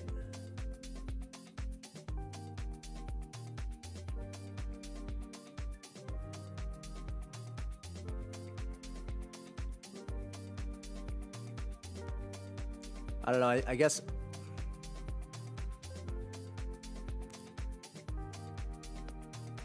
I'm kind of thinking I could see this move play out too. Look, when it broke that high, just immediately dump. Broke this high, we didn't immediately dump, but I could see it playing out in either direction right now. This looks bullish to me. The 4 hour looks bullish to me for sure. This and the daily.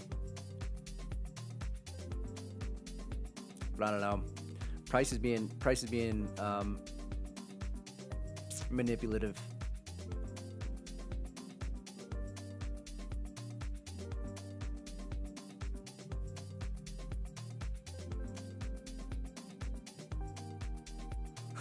Like when I'm watching the candle and watching it, like, okay, it looks like it's about to dump, and then it just immediately shifts directions. It's like schizophrenic.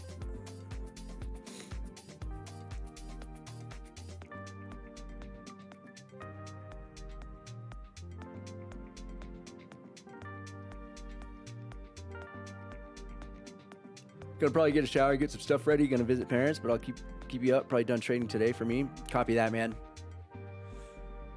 You didn't take any trades, did you? You're just gonna sit out because this price action blows.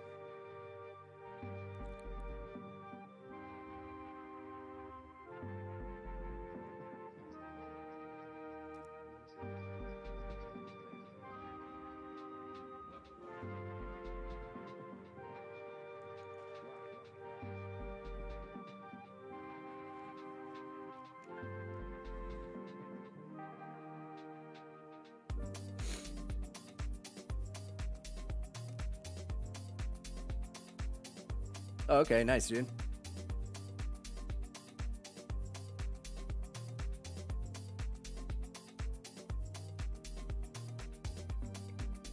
Okay, copy that, man. Well, yeah. I'm gonna be here watching this bullshit.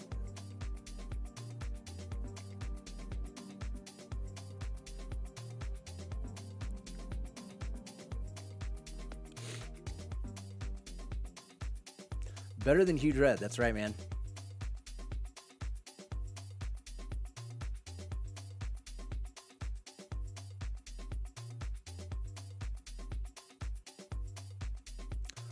Thanks, brother. Yeah, I'm gonna be watching, waiting.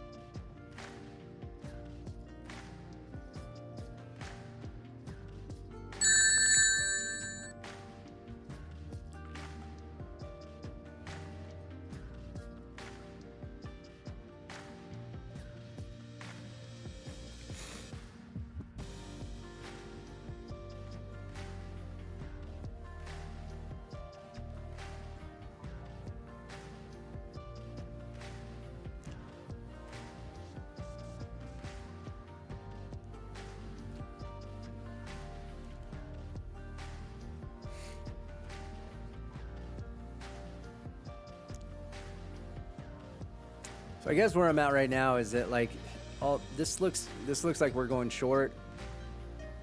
But yeah, I still got some hesitance because this might take a little bit to reverse because this is looking bullish. So conflicting higher time frame with shorter time frame, unfortunately. This could be the potential sweep and then reversal, kind of like this and kind of like this. If we start making our way down to, you know, beyond this 50% or this 75% Fibonacci right here, I can start seeing this short potentially play out. But the higher time frame to me, especially on the 4 hour, was looking bullish. But when you have a move like this that doesn't complete and it gets rejected up top right here, like basically a really bullish looking candle formation that gets stuffed up here, it can turn into a really good short. Probably something similar to this, but let's see.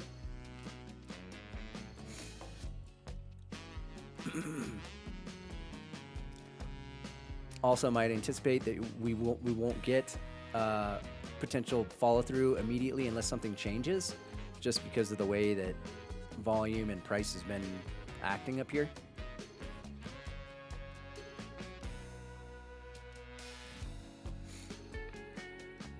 Looking better now. Volume is picking up on the sell side.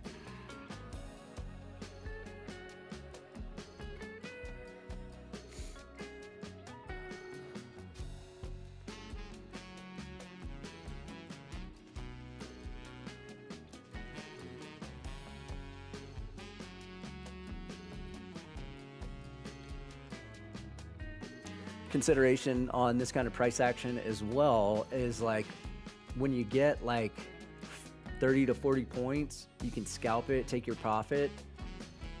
Right now it's looking like we could potentially roll over, but the reason I'm saying that you could take profit and scalp is because we haven't had follow through. You know, taking profit up here would have been great. And then,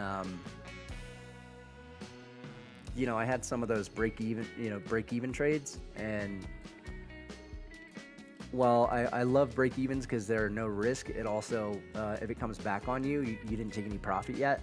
So on days like today, when it's kind of being lethargic, you get small moves, and let's say you are taking trades, you're not sitting out, taking profit quickly can help you not have it reverse on you and come back and break even. All right, we're hitting this VWAP right now. Let's see, it's looking like we're kind of melting through. Looking good so far for the short. Kind of reminding me of what happened yesterday.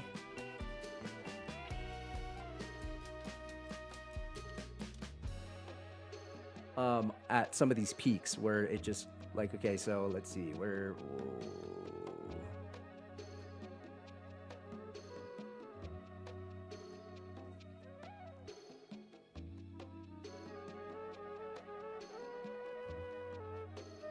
Yeah, basically we ran up here and then we started just rolling over, and it kind of took me by surprise.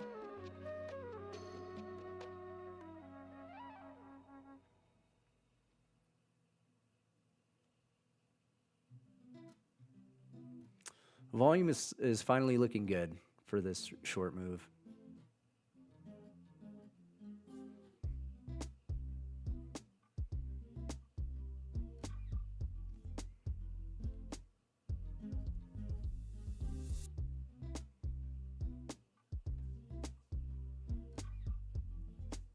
We're running into that value area low right now, which you could anticipate is going to be a bounce back into the range, but I'm thinking we're going to keep going.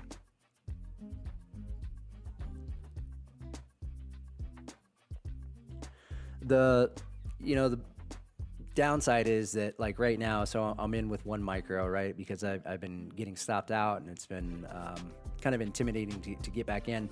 Wanted to get back in with smallest size possible. And now it's the move finally worked. So it's kind of like, you know, you gotta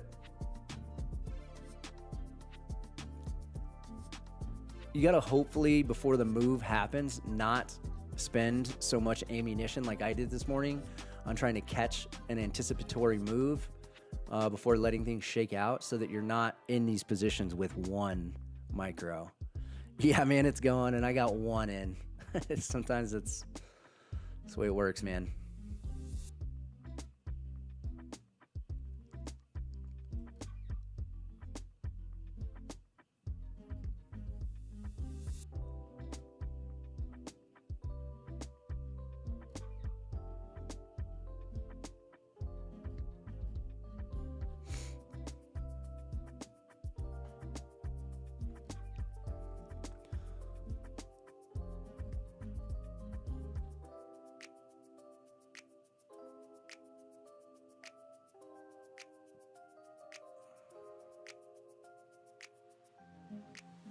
Hopefully we can just start moving. Not a big bounce from here. Bouncing back up to here would it'd be par for the course for sure, but not ideal.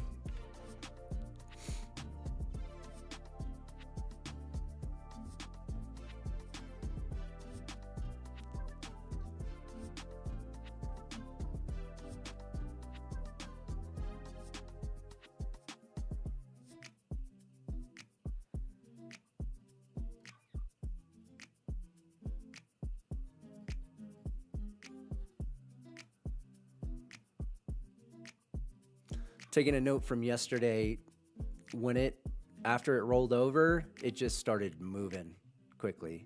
So hopefully we can get that kind of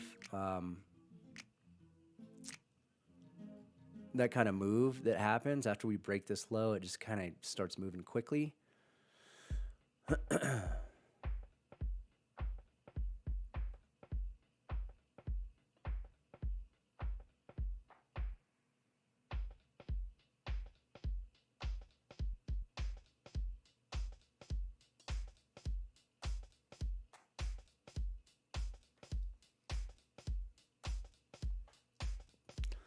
So for the purpose of this, or for anticipating a short today, I have these short targets right here.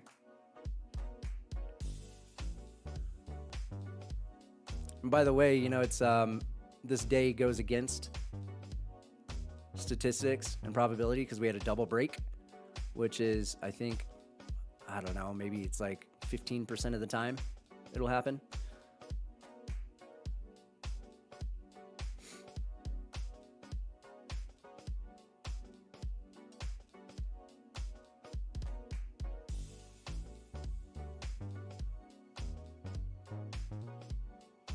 Would love to be able to add to this again. We're getting a pullback here that I could potentially add into. Pretty big bounce. I'm gonna go ahead and add right there.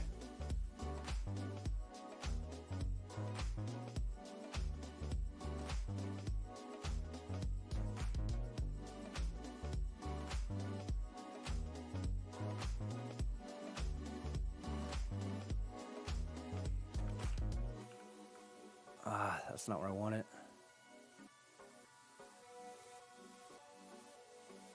Okay, I want this above VWAP.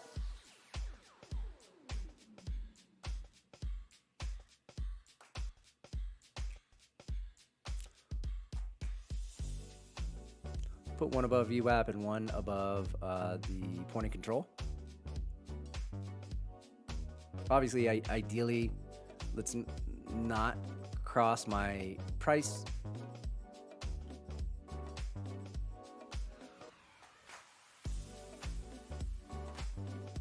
If this reverses and bounces from here on the low, I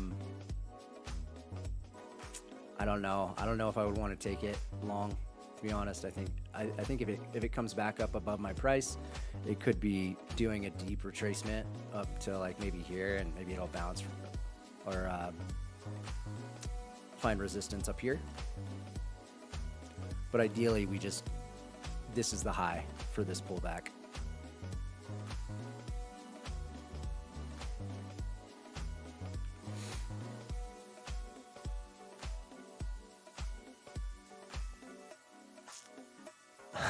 You can see this. Not a terribly huge fan of that. I mean, you can see that what volume did again. It went negative, it flipped, and then immediately came back up.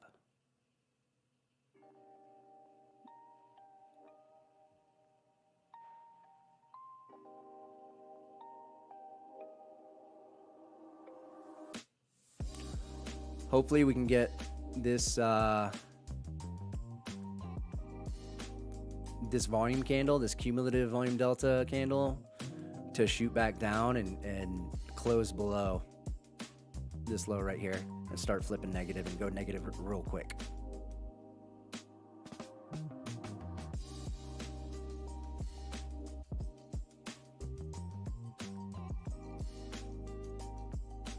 Passing VWAP now, looking like this first stop is going to get hit, unfortunately.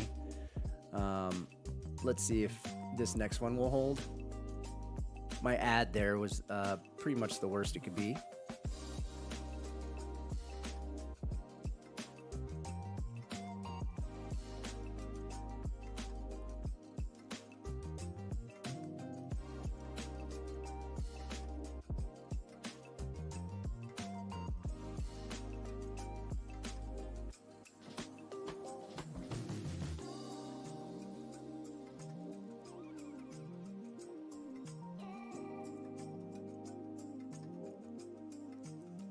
Basically back at the point of control. Would anticipate this being sort of a repellent if this trade's going to work.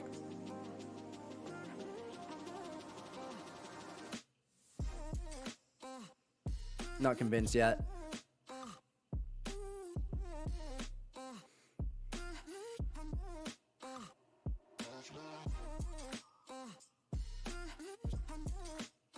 You can see volume still positive on this candle.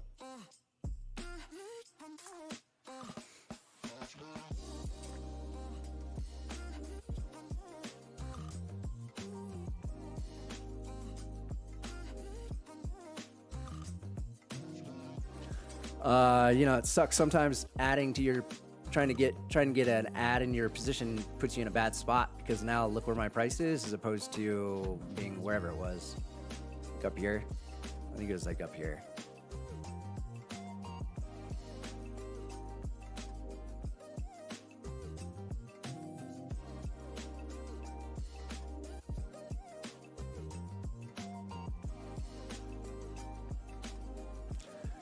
It's still carrying over the characteristics that it had over here. This just was a bigger move, but it's still like acting the same way, unfortunately.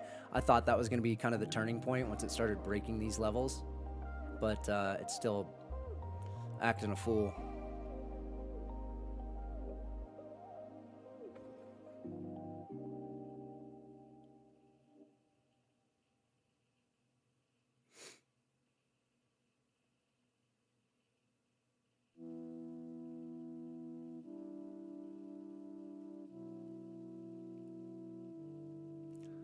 Looking like it's bouncing from here and going back into the range instead of this just being a pullback.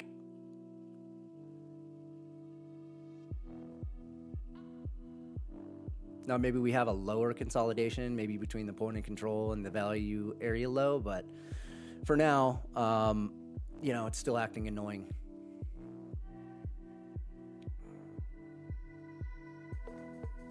And these, you know, this one didn't send it higher. I mean, it sent it higher, but only temporarily. I don't know what's going to happen here. We hit this value area low. We had a nice volume coming to it, and then it rejected.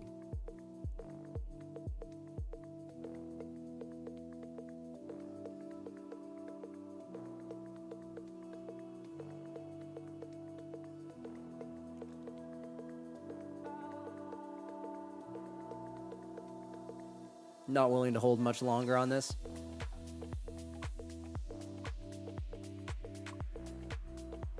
If this pullback basically just stops like right around here and starts pushing back up, I'm going to stop out probably above this high.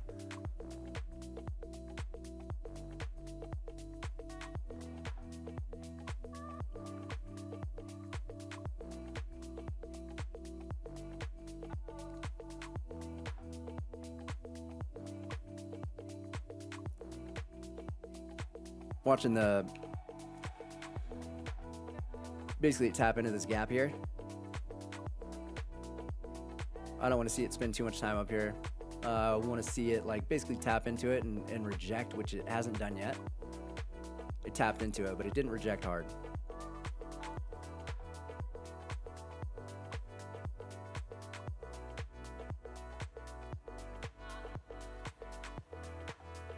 Okay, better. Let's see, it's on VWAP.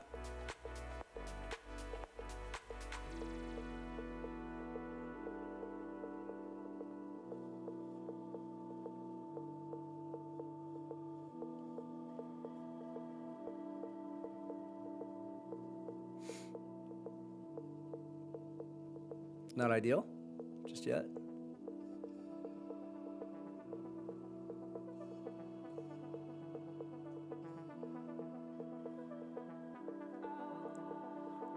All right, went ahead and added there, get myself a little better of a price, and I will stop out quickly if it starts moving against me.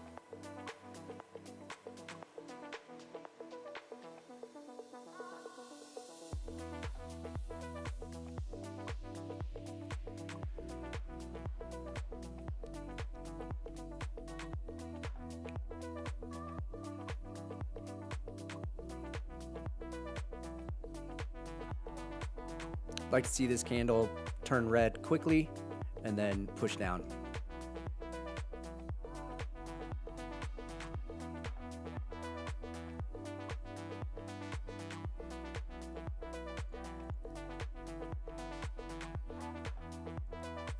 So basically when trading this price action, I just got to be careful because it'll quickly retrace 50% of the move.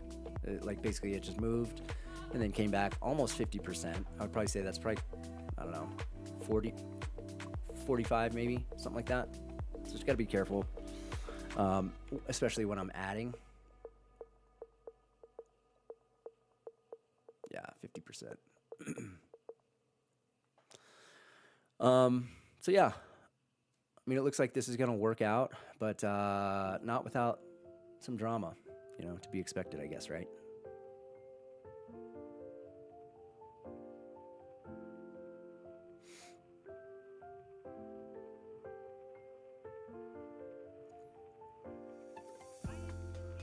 Now, like a push down to this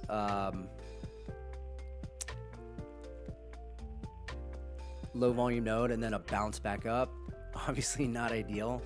Now that we did this pullback, I want to see it start making some progress down here. I don't want to hold through all the back and forth.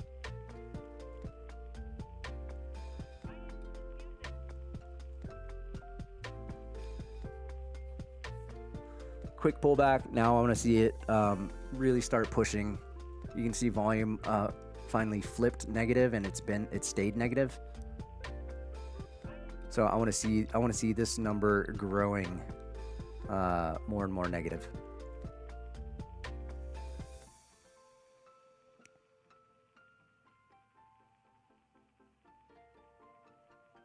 There we go.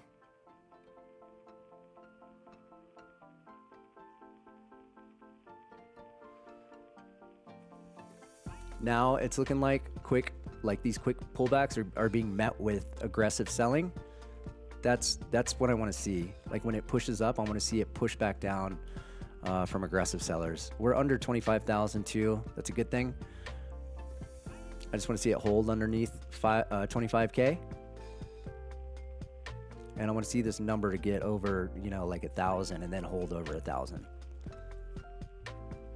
Negative 1,000. And then another thing I want to see is I want to see even when this gets more positive, I want to see price not respond to it, meaning that we have passive sellers keeping price down so that we can continue making this move without deep pullbacks.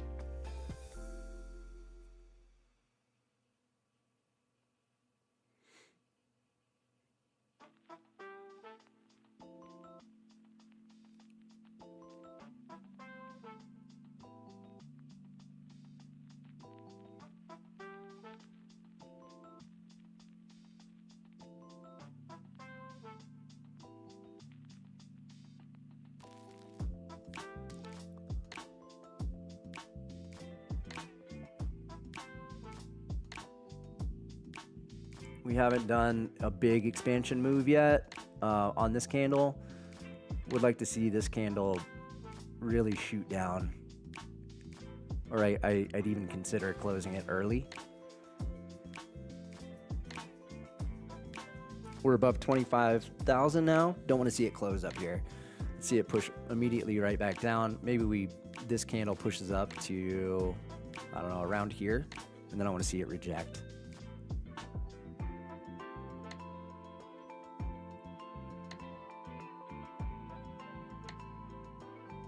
Reject, but hasn't turned red yet and stayed red. I want to see it stay red.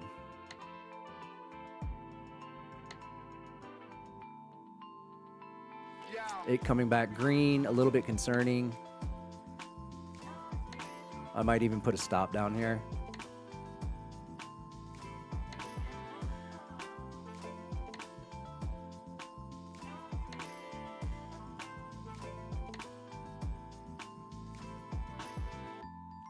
All right, so I'll reduce my size if it comes back up again. You know, when you're kind of reading price action, you kind of start to get a feel for the cadence of how things should go if your trade is going to work out. And if it crosses this high again, I'm not going to be as confident that this trade is going to continue working in my favor.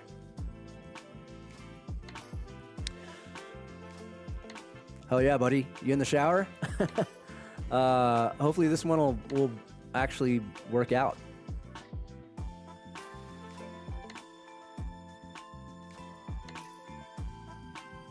I'd like to be able to hold this for a minute. So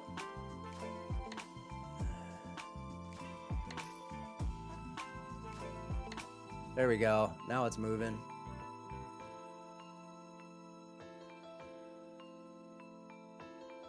I'm confident it's going to hit this midnight price. Now it's whether or not I can withstand it if it pulls back on me. Is kind of the real question. I am confident it's going to hit that though.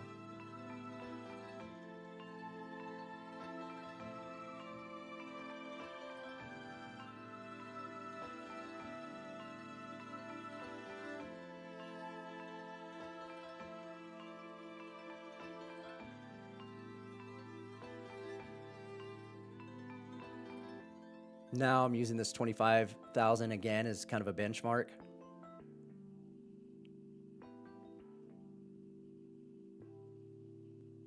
And the high of this candle here is kind of the highest I want to see this price go.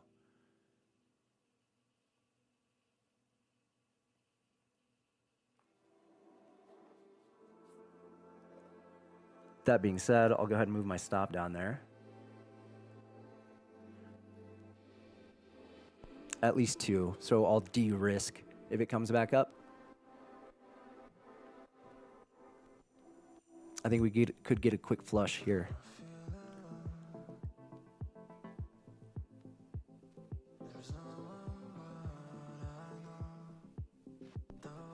Might make sense to close out the position completely at midnight, or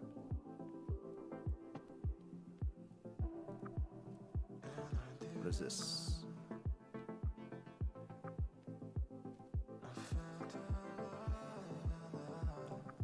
This is the 50% Fibonacci from yesterday. Looking like it could stop half my position out up here.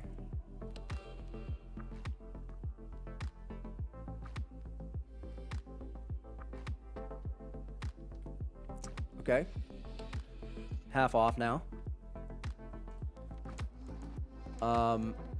Again, what I'll probably do is use this candle high that I just created as my stop again, because I don't want to see it come back up there. It took out my, it took 2 off for me, but I don't want to see it come back up and start building momentum to go against me. So I'll use the high that it just created, as my risk level now.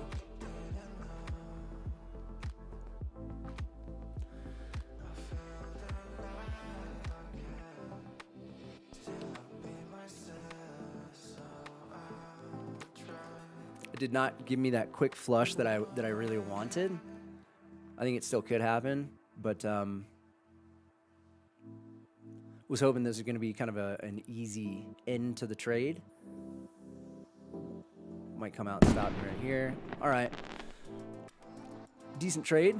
But now you can see right here, it's coming up higher than I wanted it to. It stopped at 25,000. But yeah, looking like it could continue going short. I just don't know if I want to re-enter right now, as it was kind of building up that momentum. Still looking short though. I'm gonna go ahead and enter. I think it's gonna flush quickly, and I'll keep my stop super tight. I'll go break even very quickly on this.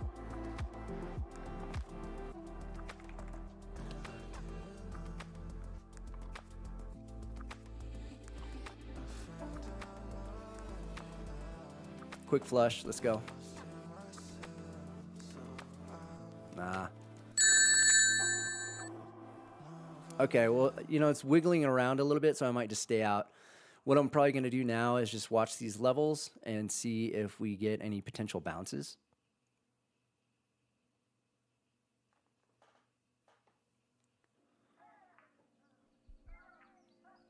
But you can see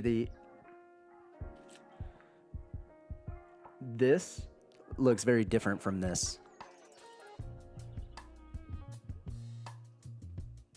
This is looking like we could potentially be reversing. When I say reversing, maybe I should change that to doing a deeper pullback potentially.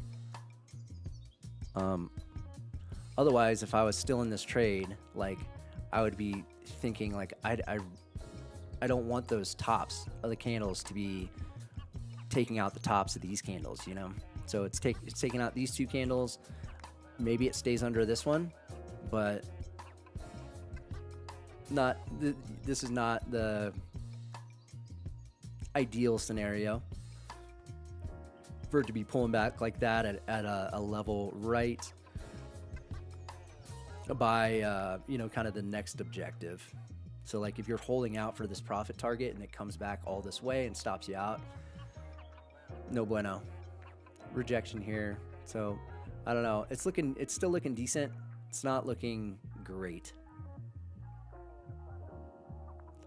But I do think if this does end up, let's say this doesn't keep moving up and it doesn't reverse, let's say it's kind of stays below this initial balance low, or maybe slightly above it, then if it then starts reversing to go low, I think it could on this next leg hit that midnight.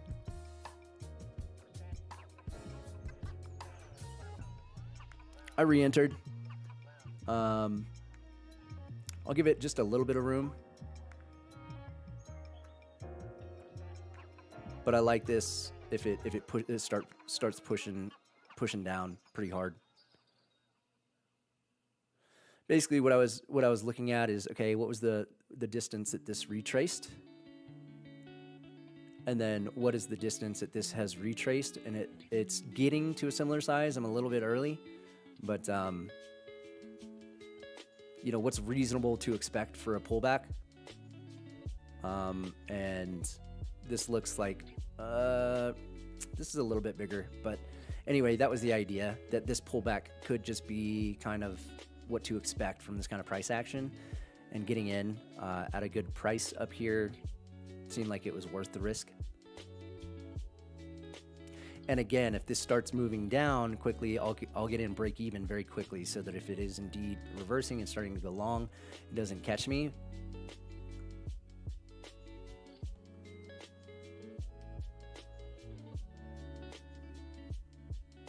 I'll go break even now.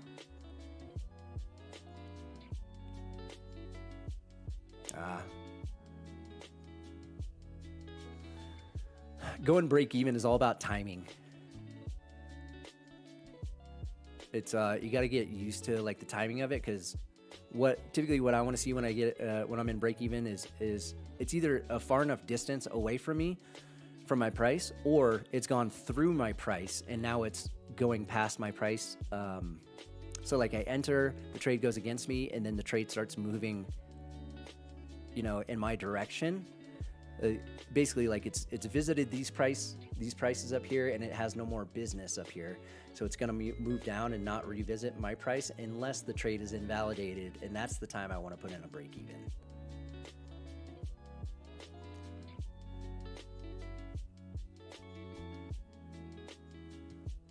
I think I can pull this break even down just a little bit.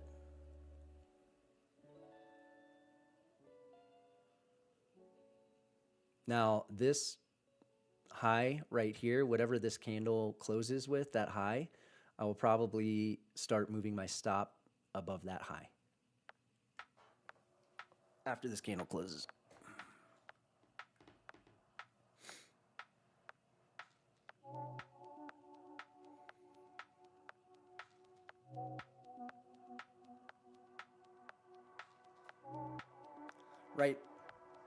Right there, it's shooting back up, like right before it shot back up. The thought was I could potentially add and then break even. Because there's if it moves quickly, there probably won't be another opportunity to add until the next pullback. But it's not doing what I'm expecting it to do. I would expect it to drop quickly, but it's kind of getting picked back up. Regardless, I think it would probably be smart to move my stop to there.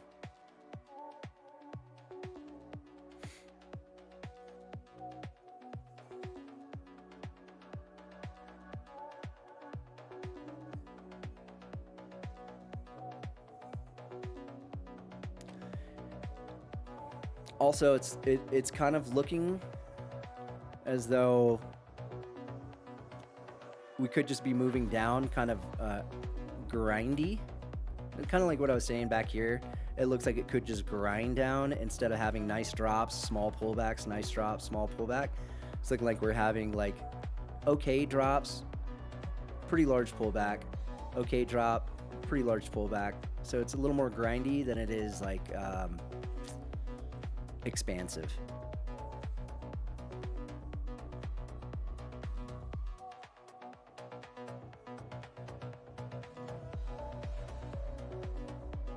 That little pullback right there to 24,986 was tempting for me to add to.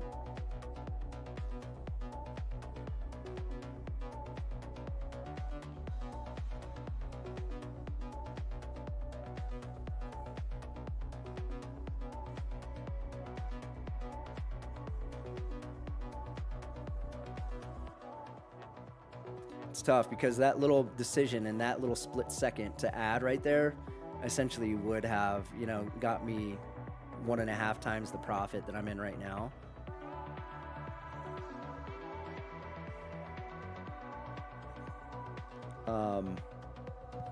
But, you know, this is kind of tough to add to. I mean, this is actually pretty decent, but based on what it's been doing in my previous ad, it's been a little difficult because it hasn't been super decisive.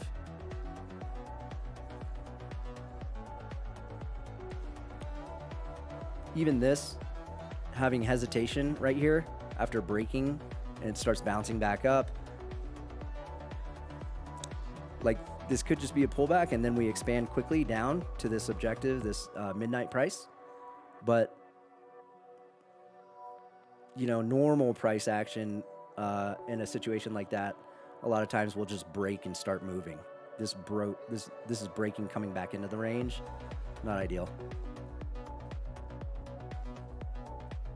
Still looks like this is going to come back down, but it just didn't do it immediately.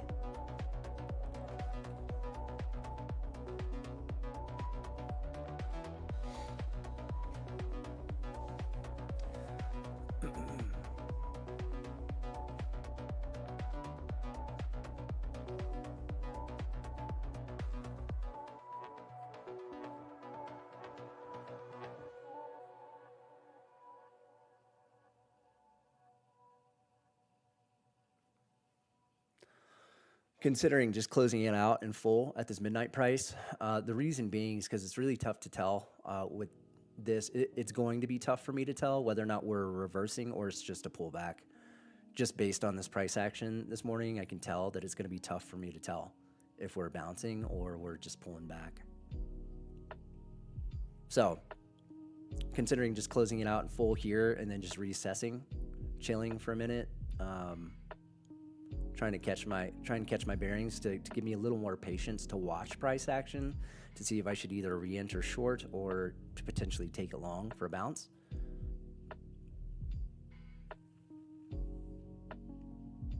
We're below VWAP. We got negative cumulative volume delta. Everything on the short term is looking short. That midnight price, I think, has a above 75% chance of being hit when we gap up, which we gapped up today. And let's see, we've already closed the gap completely. Gap meaning this closed price to this opening price.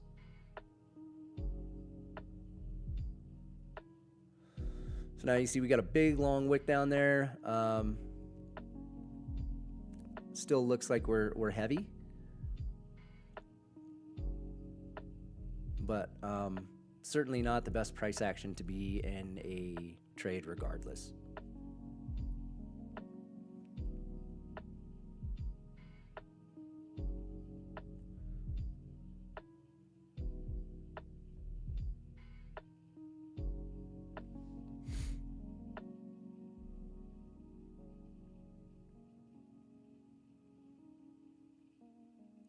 Like when the market's really dumping,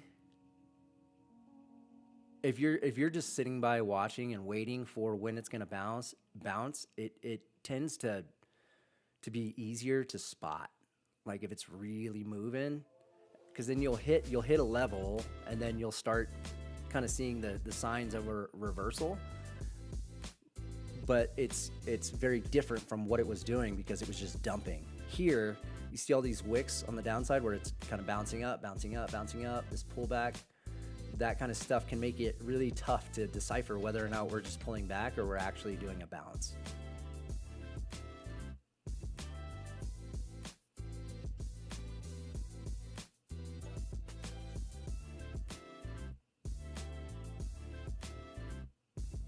And because we don't have like a ton of, like this is certainly moving down, and maybe if it breaks through this midnight price, maybe we get it starts picking up momentum. But right now, it's not looking like a bunch of sellers that are going to come in and start dumping this thing. It's looking like this is like kind of hesitant selling.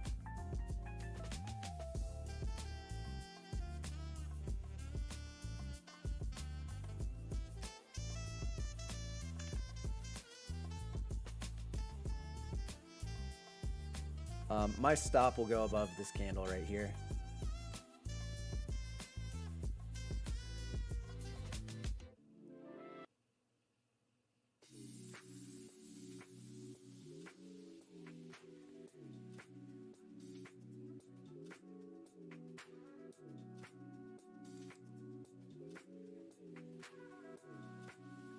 At the very least, I'm going to take off one at this midnight price.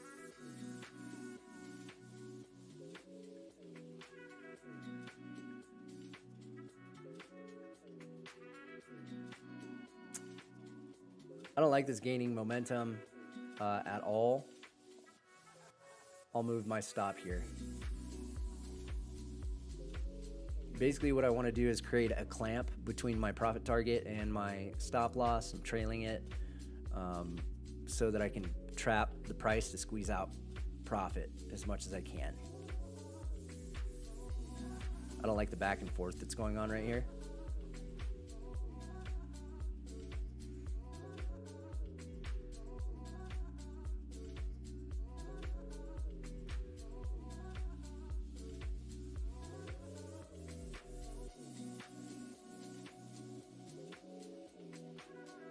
Quick flush.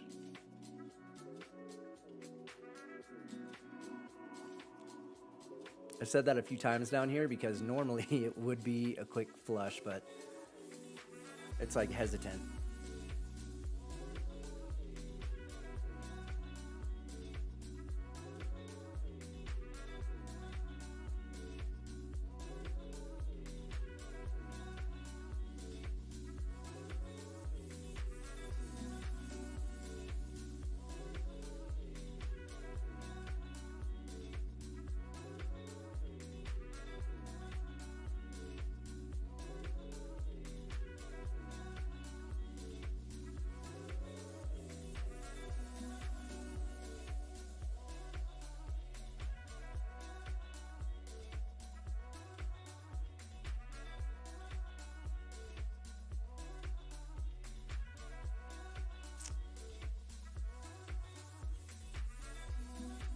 I'm gonna put my stop over here now.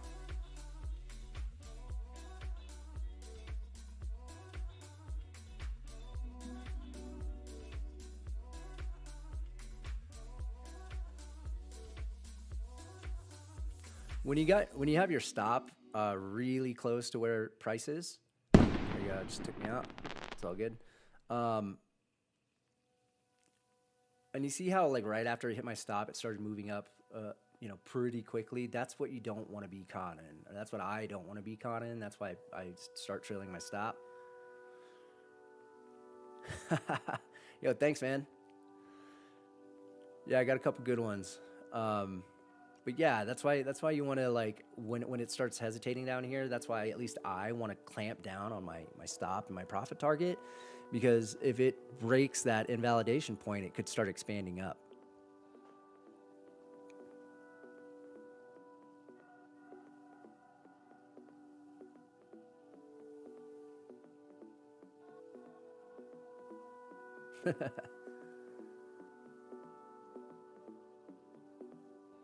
Okay, so I wonder if my midnight price was off by a point or something. Let me see. Let's see where.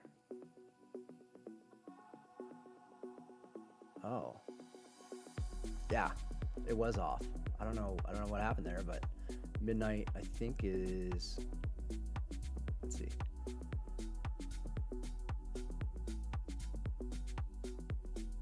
Okay, no, it's down here. But I do think we hit it. Yep, sure did. All right, so we already hit midnight. I don't know. We could be bouncing. But I don't know what we're gonna do with this bounce. To me, it seems more likely that we're retracing than bouncing, but I don't know. I'm gonna watch.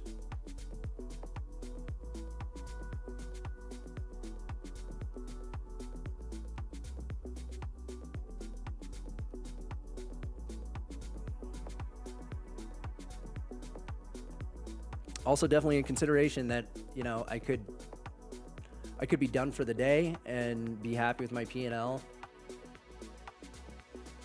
I think I just need to be really selective and protect my P&L and have a set stop loss if I start digging into these profits. Like really, I don't want to lose more than half of these profits.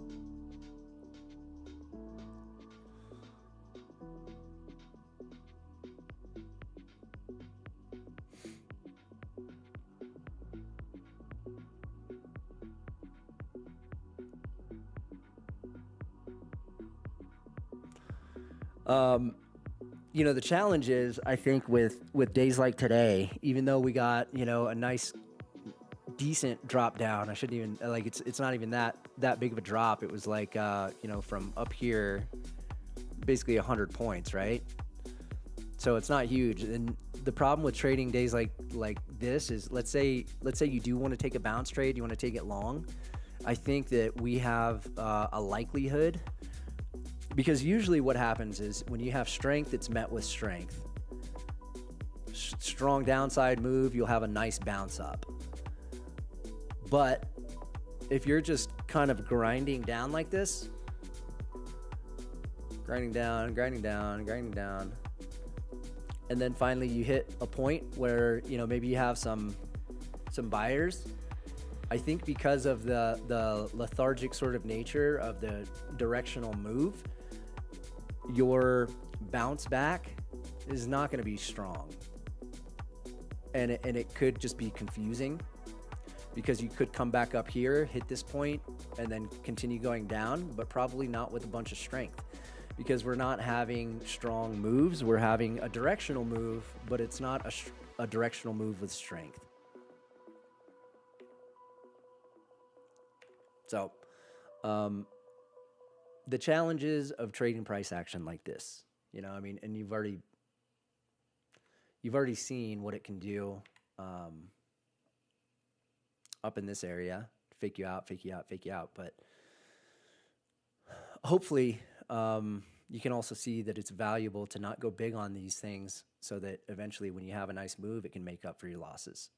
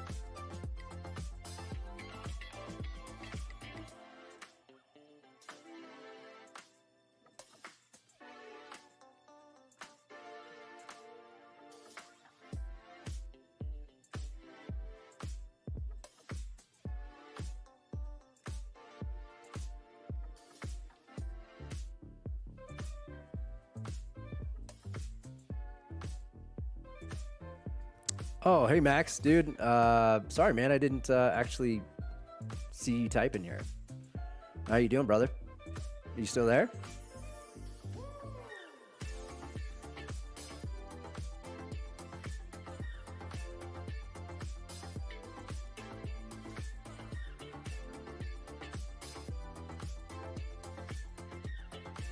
I wonder why that didn't come through. Let me see. Test. Yeah, it showed up. I think the Botrix bot just didn't join yet.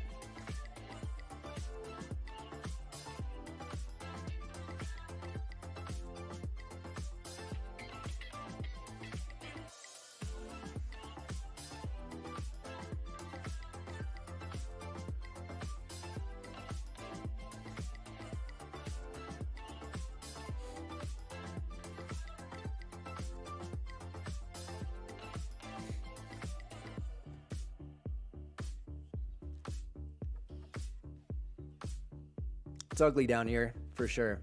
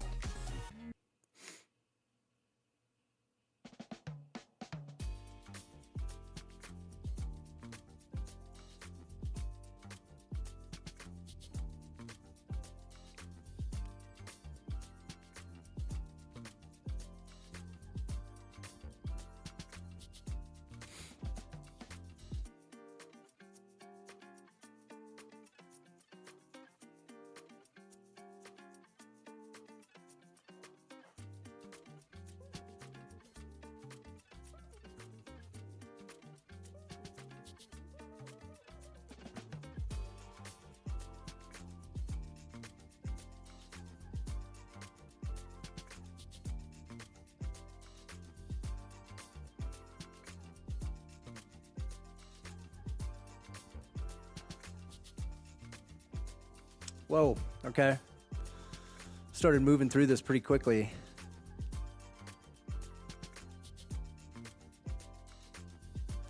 All right, where could we go?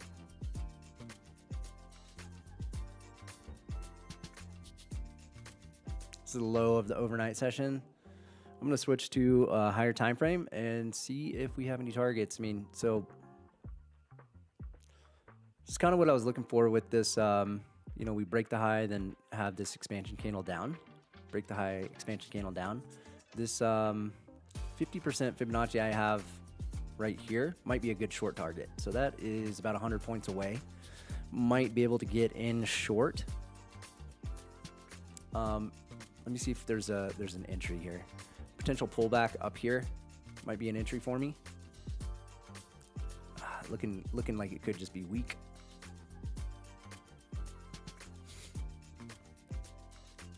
I'm going with one and retrace up to this area. Probably add. Stop goes above this candle.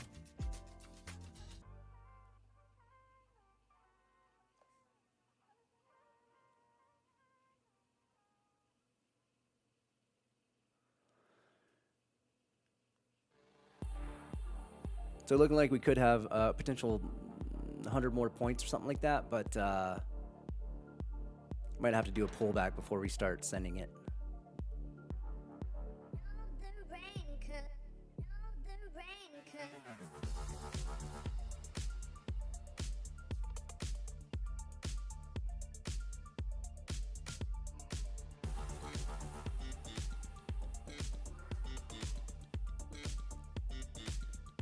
There you go.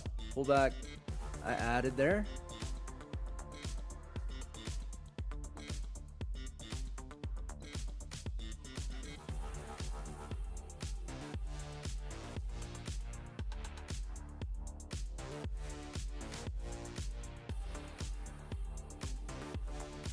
It's going a little deeper than I'd like. Again, stop out at 24,952.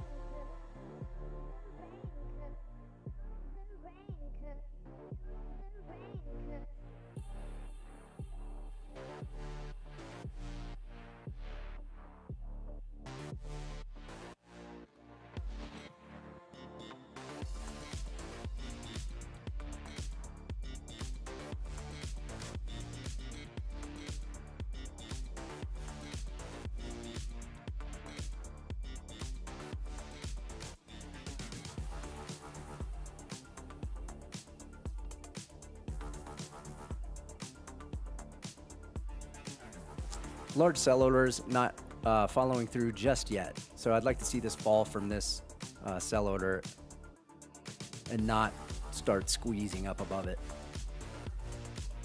I think we're continuing to go down. It looks good.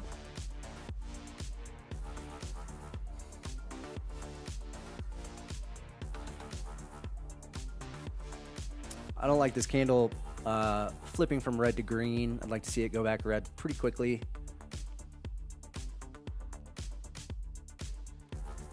Looking like the trade could be at risk if it doesn't start moving quickly. In fact, I can probably move this stop down. I'll move it at least to here. Now we got some buying coming in.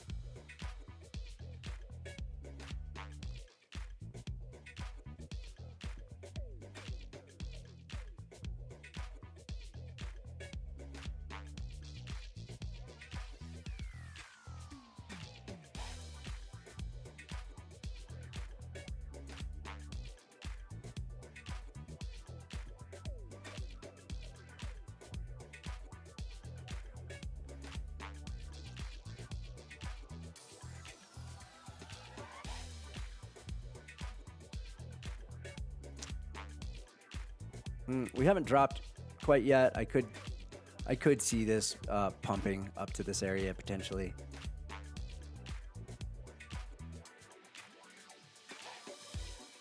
I think I got my stop in a good place, right above these orders, and if it stops me out, I'll reconsider a potential short up here.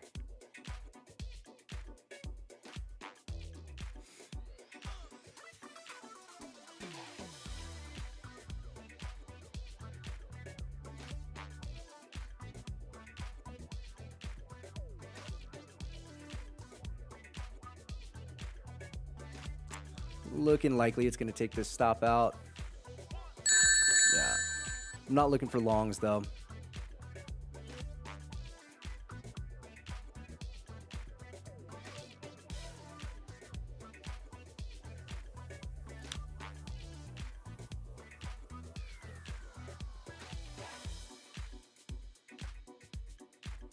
Give it another shot.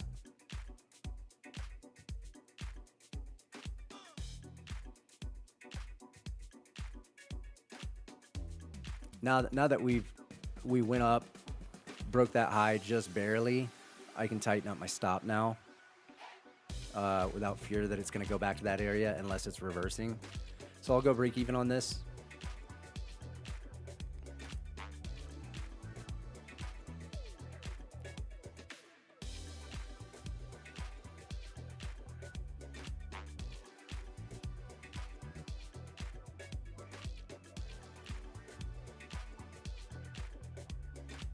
That was the kind of pullback I like to see.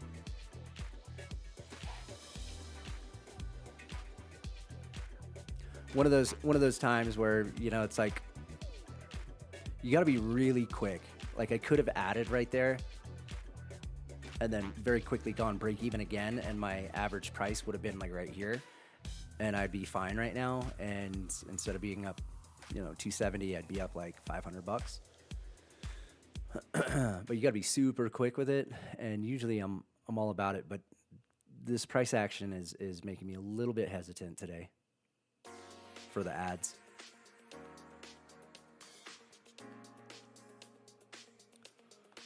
Oh, nice, man. Let's fucking do it. I looked on Discord and I was looking who's in there, and it said you were playing Call of Duty, so I thought you were done trading. I guess you probably caught it out of the corner of your eye and decided to take it.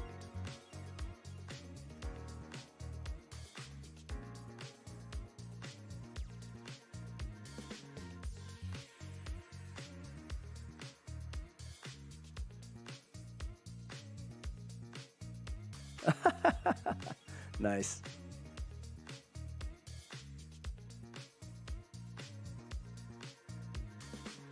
Not a fan of these pullbacks it's doing right here. Like this pullback was fine. This pullback it's doing right now is not. I don't like it.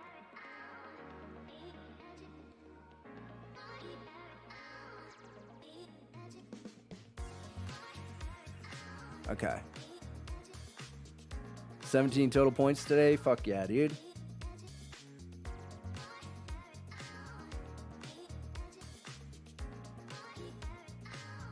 All right, I don't want to see this price going beyond the low of this candle, really. Like, it can tap it, but I don't want to see it stay up above this.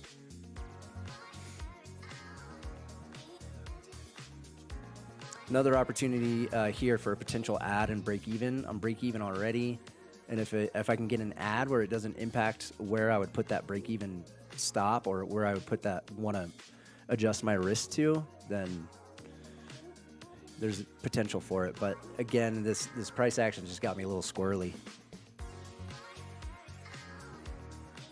Hell yeah, brother. That's what I'm talking about. Slow and steady gains, dude. Slow and steady gains. That's badass, man. I would love for you to have a badass story to tell how you drove your $330 account up to 20K.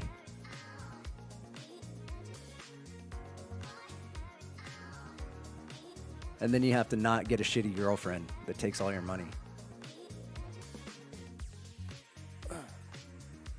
You know what I'm saying?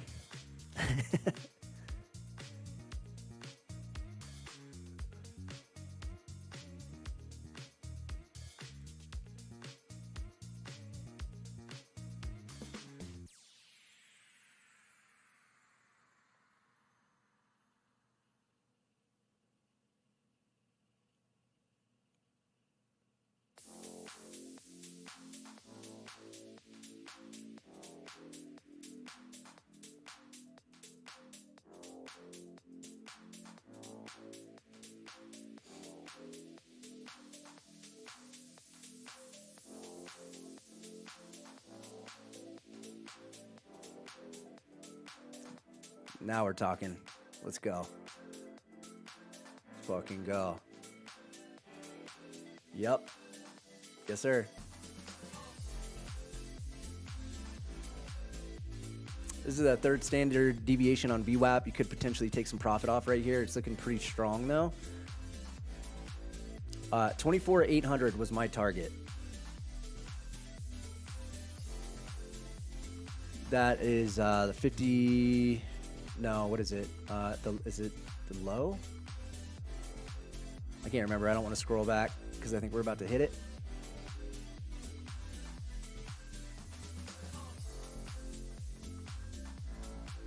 I'm gonna take 2 off.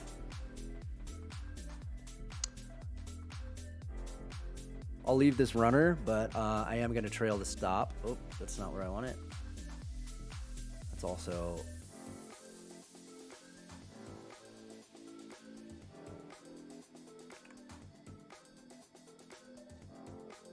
I'm gonna trail it just above these orders.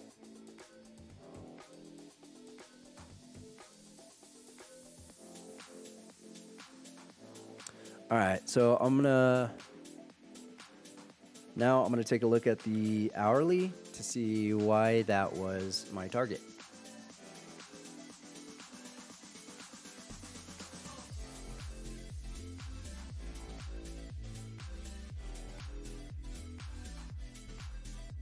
Oh, I think it was the low of the overnight.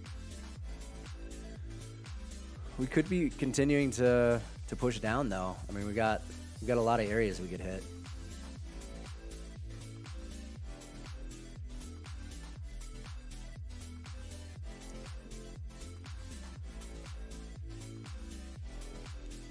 Looks pretty similar to to this, just kind of different timing.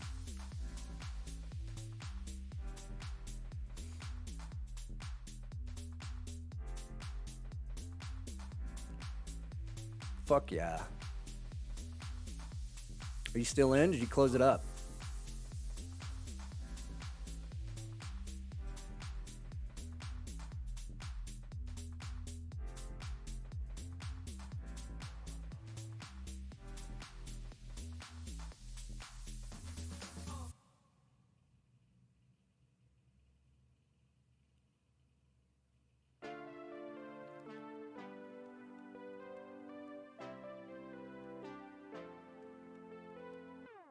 I took my time with you. I broke myself to feel worth it. Just when I thought I had it figured out, you come and mess me up again. Go on and mess me up again. Lord knows how hard we tried. If only we could take it back to the day I blew your mind. Get out of here with that shit.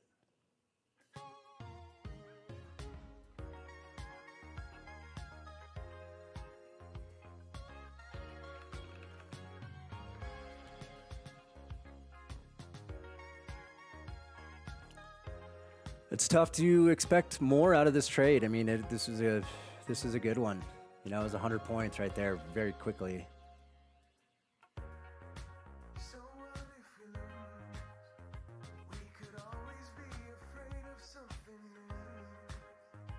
I'll probably just continue to trail my stop.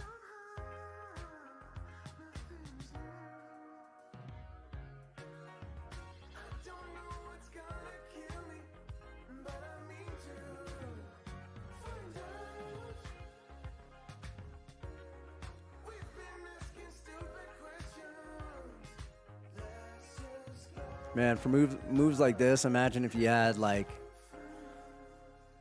I mean, if I had 3 minis on that instead of 3 micros, would have been like a $5,000 trade.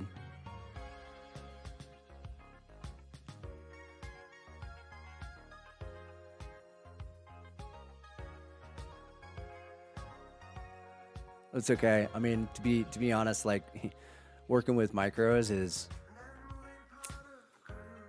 kind of where it's at until you have a big cushion.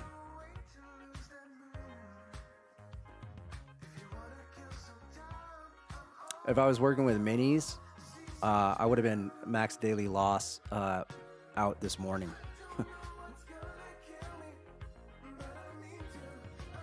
All right, looking like we could have a potential bounce, retrace or something. I think I'm going to go ahead and exit.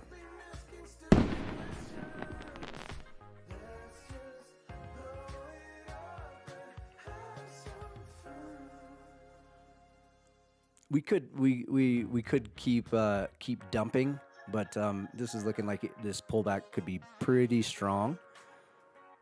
And if it is that strong, I could reconsider a re-entry. But for now, I just want to watch, see what happens. Full TP, baby. Let's fucking go.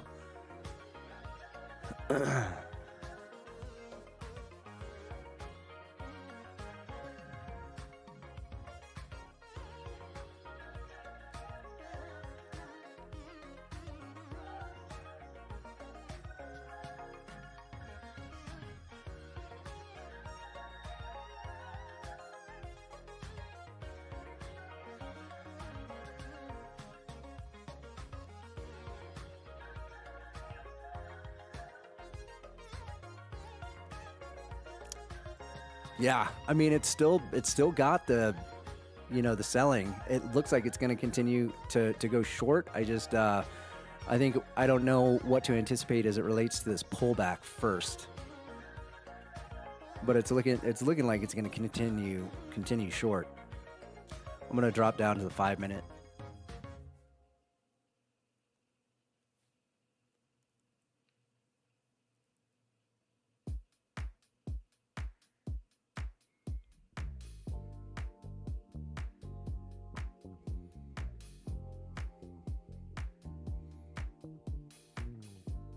Probably wait another candle or something. Just want to. I wouldn't want to re-enter on this kind of candle. I mean, if it was toward the beginning of the move, yes. But since it's toward the end of the move, nah.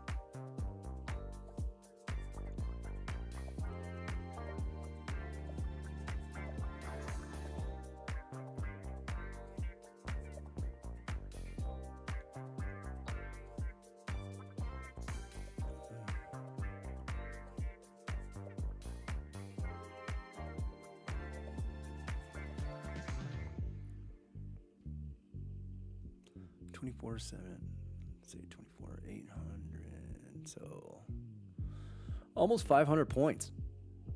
This move.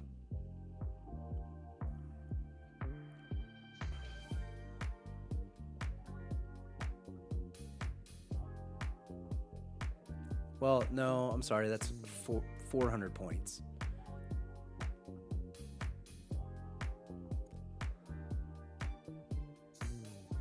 It's probably about at the length that these pullbacks,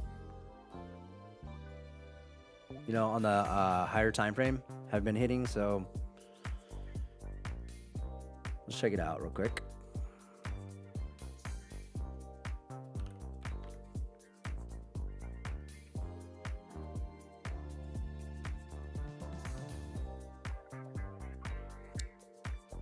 Well, let's see. This one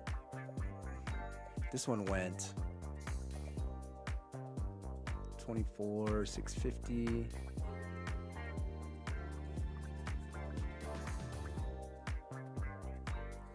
This one went about 500 points. This one looks like more than 500 points.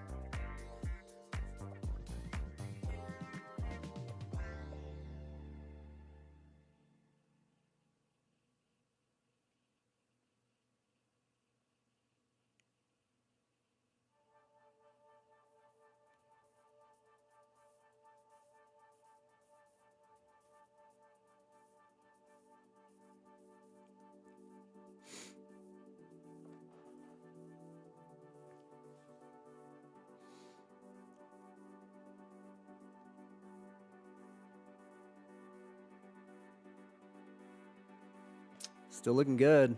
Doesn't look like anybody, you know, for the people trying to bounce, trying to take that bounce trade, they're about to get smashed.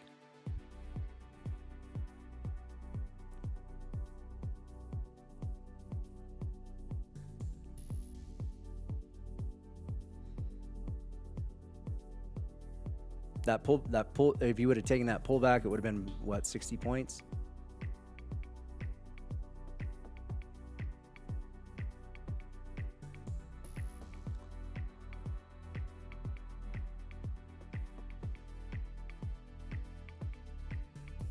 From here, 24 to 820. About 70 points. Looks like we might have a little bit of trouble.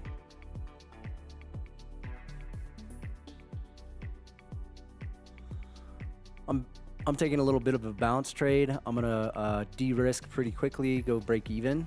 But that rejection right there looked like we could make a larger move to the upside. If we can get over this 24 to 820 level, I'll go break even. There we go.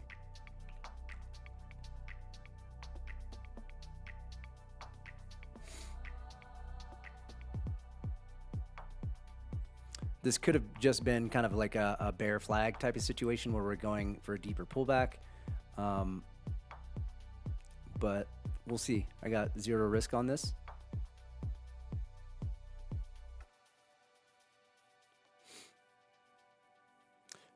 This move didn't have a lot of positive. It doesn't have a lot of positive volume yet. Okay, basically break even right there.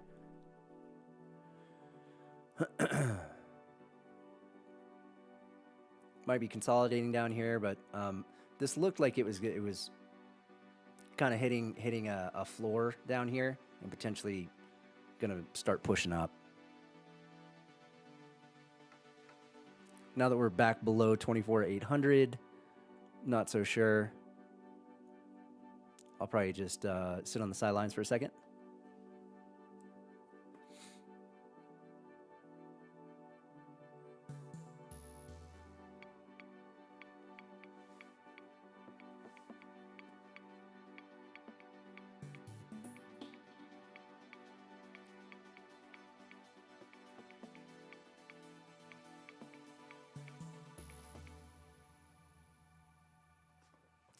Yeah, not exactly coming out of this bottom here, if this is indeed a bottom, in a way that is inspiring a lot of confidence, especially after a move like this. What I was saying earlier is, like, if it bounces like when it's doing this, it's tough to tell. But when you have an expansion move like this and it bounces, it's a little easier to catch the signatures of a reversal. This looks like it could still be it, but we just had a little hesitance. I really would have liked to see this pick up speed.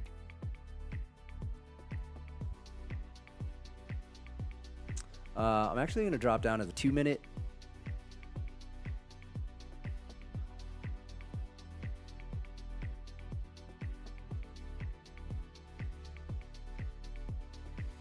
This lower time frame looks like we could potentially just be moving up into this gap to then push lower. Maybe even just from here.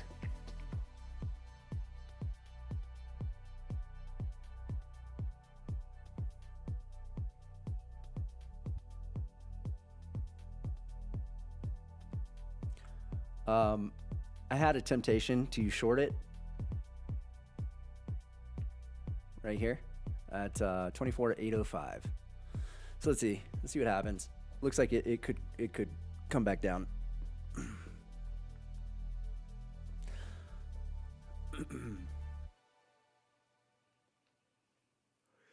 I'm not a huge fan of the fact that we kind of stopped our momentum.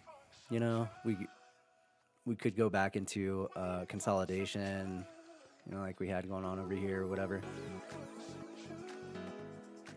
I don't like being in trades when it's consolidating, unless I get a really good price.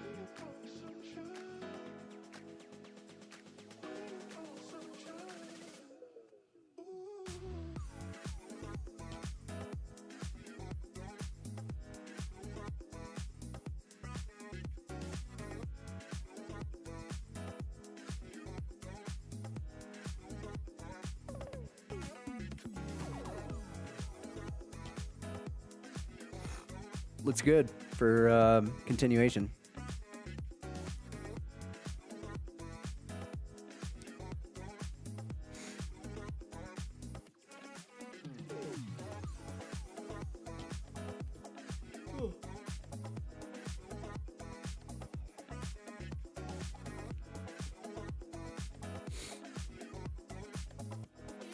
Could expand pretty quickly after breaking this low.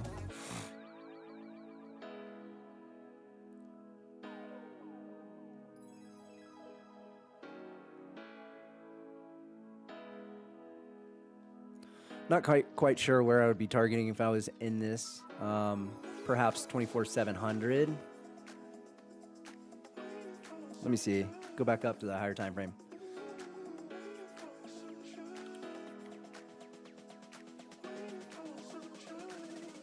It's crazy how often I have levels drawn out like below where price is when it's doing these crazy kind of dumps, and how like it blows right past most of the levels. I'm thinking, oh, you know, it could hit this, and it just blasts right past it.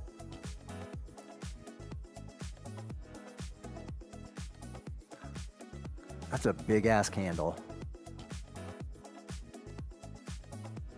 I don't know. I'm okay not being in this. But you know, the low of this candle right here would probably be a good target. 24,659.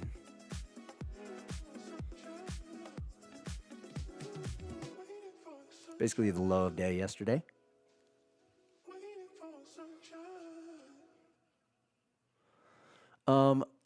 There is a stat that I think helps with this, and it is when you gap up. I'll have to pull it up, I think, but when basically, well, we did have the anomaly day where we hit the initial balance high, then we went and hit the initial balance low. But I think the stat is pretty compelling that we actually, since we hit the high of day yesterday, we won't hit the high of day today. Let me check that stat. Be helpful to check that out.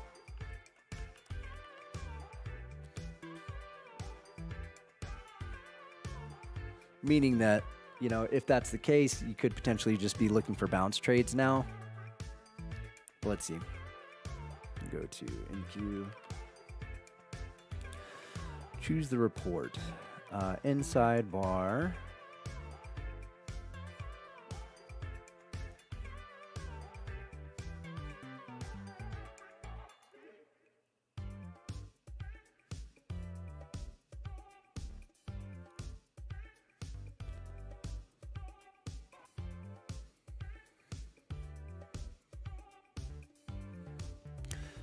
%12 chance.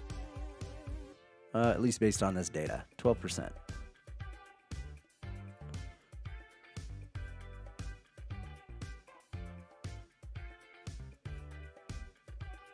With more data, it touched previous day high and low is 7.89% chance. So pretty small chance that we're going to hit this low, at least based on data. So, you know, you could potentially take a bounce trade, but I don't know. I'm watching. Or you could potentially be looking for a bounce trade. I just don't know how much like meat on the bone is going to be left to had after a strong move like this, and then potentially looking at consolidation or something type of price action.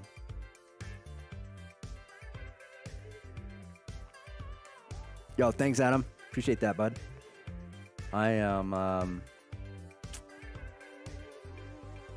yeah, almost 5,000.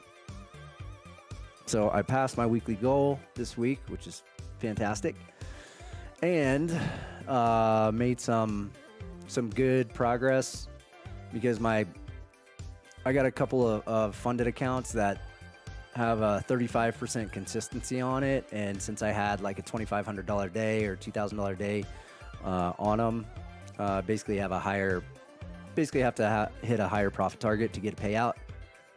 So made some progress on it today. That's good.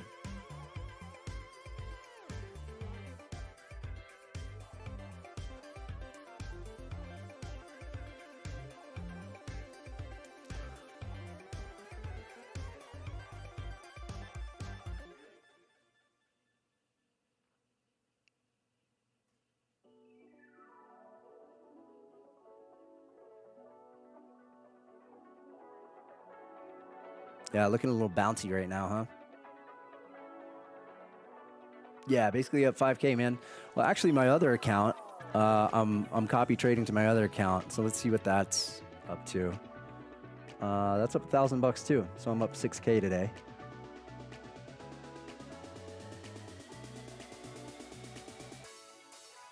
Fuck yeah, buddy.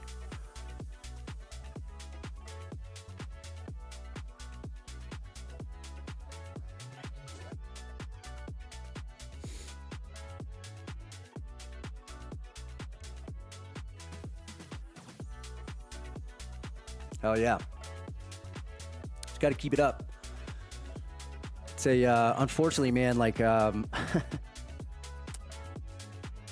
Mint Dog, who was, trading this morning, probably caught all the bad trades this morning, and then probably missed out on the good one. He probably, it sucks because like when people will just like copy trade me, they're probably going in with regular size. I'm going in with super small size and being super careful, so I can, the intention is that if I hit some losing trades, I can make it up with a nice big one.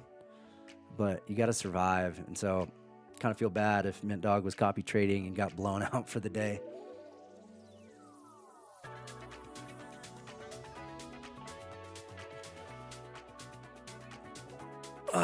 Yeah, I mean it's more about like I hope he can make some progress too, and it sucks because like sometimes Cupid would be on here and Cupid would like follow my trades, and he's probably going in like instead of 2 micros, 2 minis, and in that case you're just blown out after a couple trades, Well, that's why I do what I do, so I can afford to take some losses and then hopefully make up for it.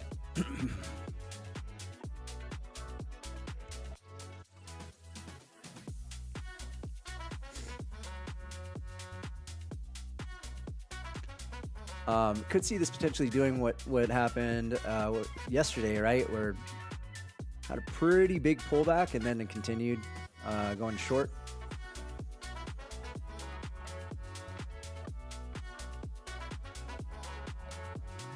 But I guess we've kind of fulfilled the extension. Like this leg here, pullback, this leg here. So I don't know. I don't really know what to expect right now.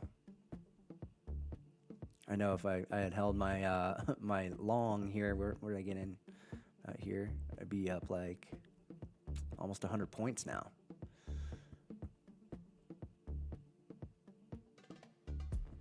It's all good. There's absolutely no reason to have any FOMO or anything like that right now.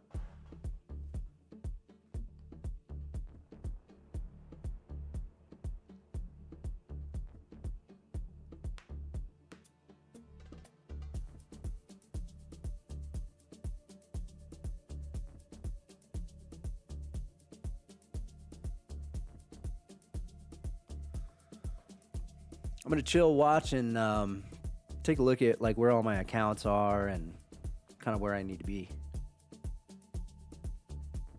Slow and steady.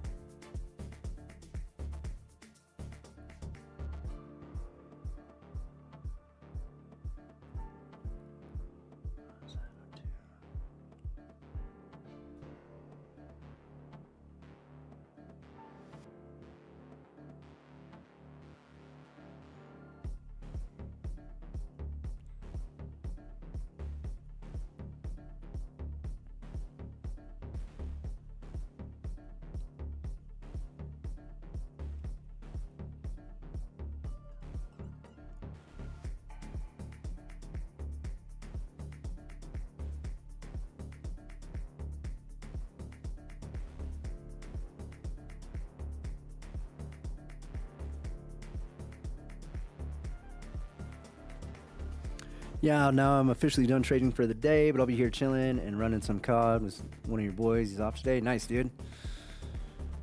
Hell yeah, brother. Nice work, dude. Slow and steady, buddy. Let's fucking do it.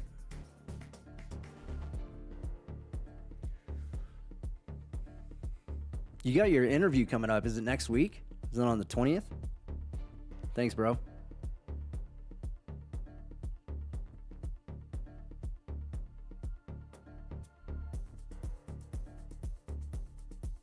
Nice, dude.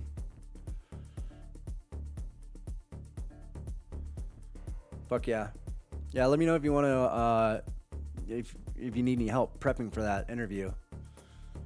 I know how to crush those sales interviews.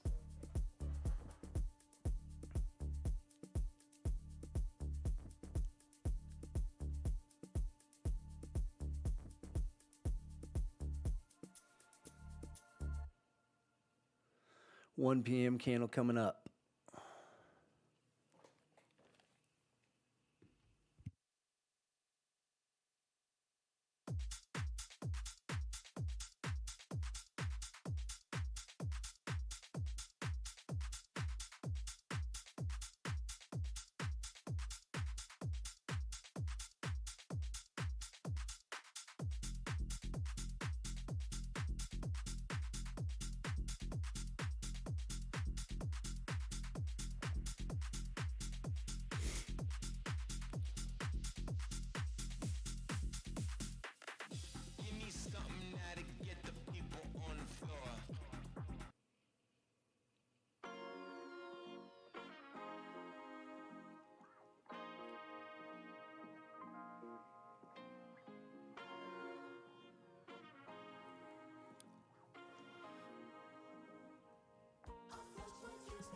All right, sounds good, man. If I put some thoughts together, I'll let you know.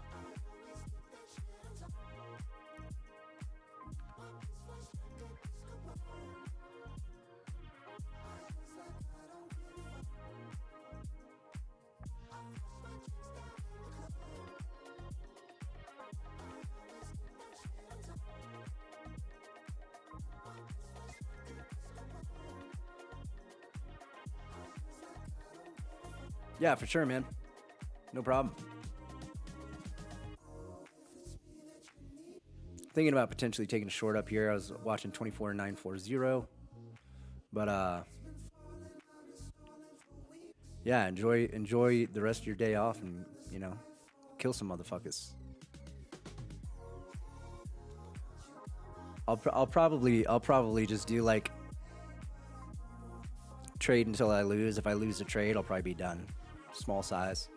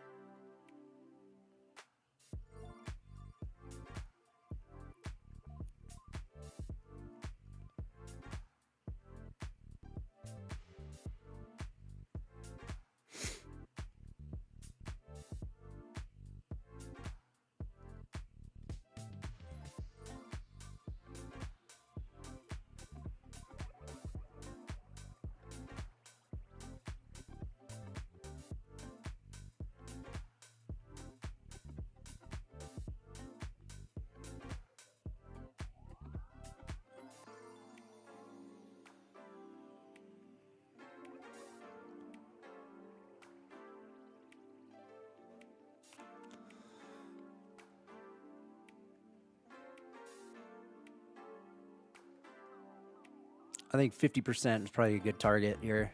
50% of this move up. So probably 24,830.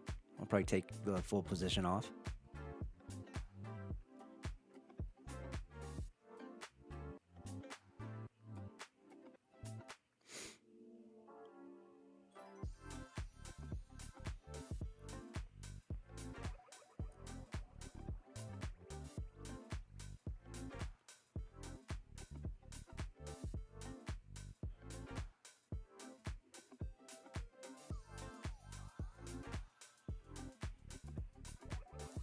I'm gonna trail pretty tightly.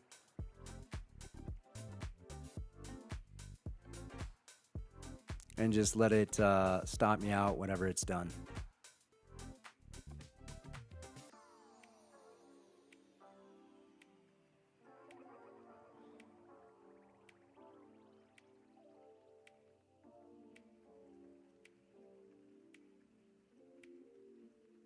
Looking like it could happen here in just a second.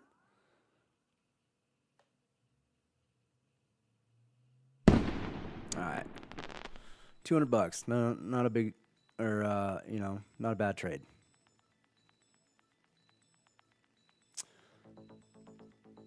Now might be a good time to stop.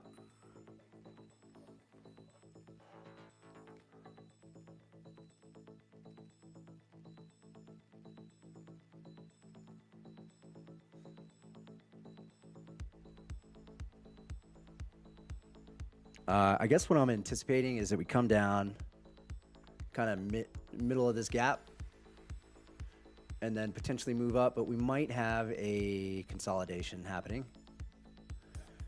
That being said,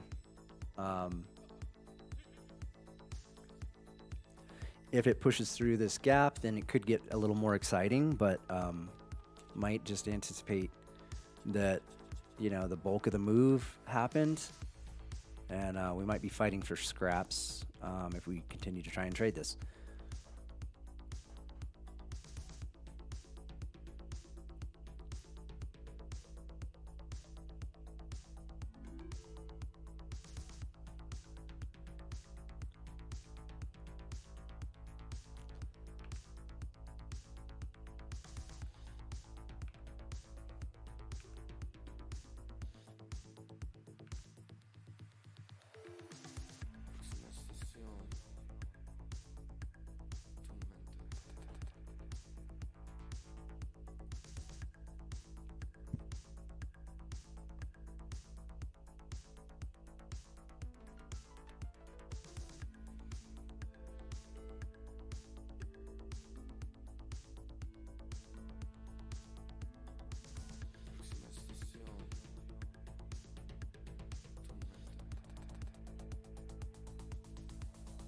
Looking heavy to me. Maybe we go take this low. I don't know. I don't know that I'm willing to risk anything on it, though. I think I'm probably done for the day. Adam, I know you're playing. You don't have to stop playing, but I just wanted to say adios, man. Enjoy your day. Nice fucking work. And I don't know if anybody else is on here, but if so, hope everybody stayed safe, made some money, and I'll see you guys tomorrow. Peace out. Yeah, fucking good stuff, man. Nice work. I'll chat with you later, brother.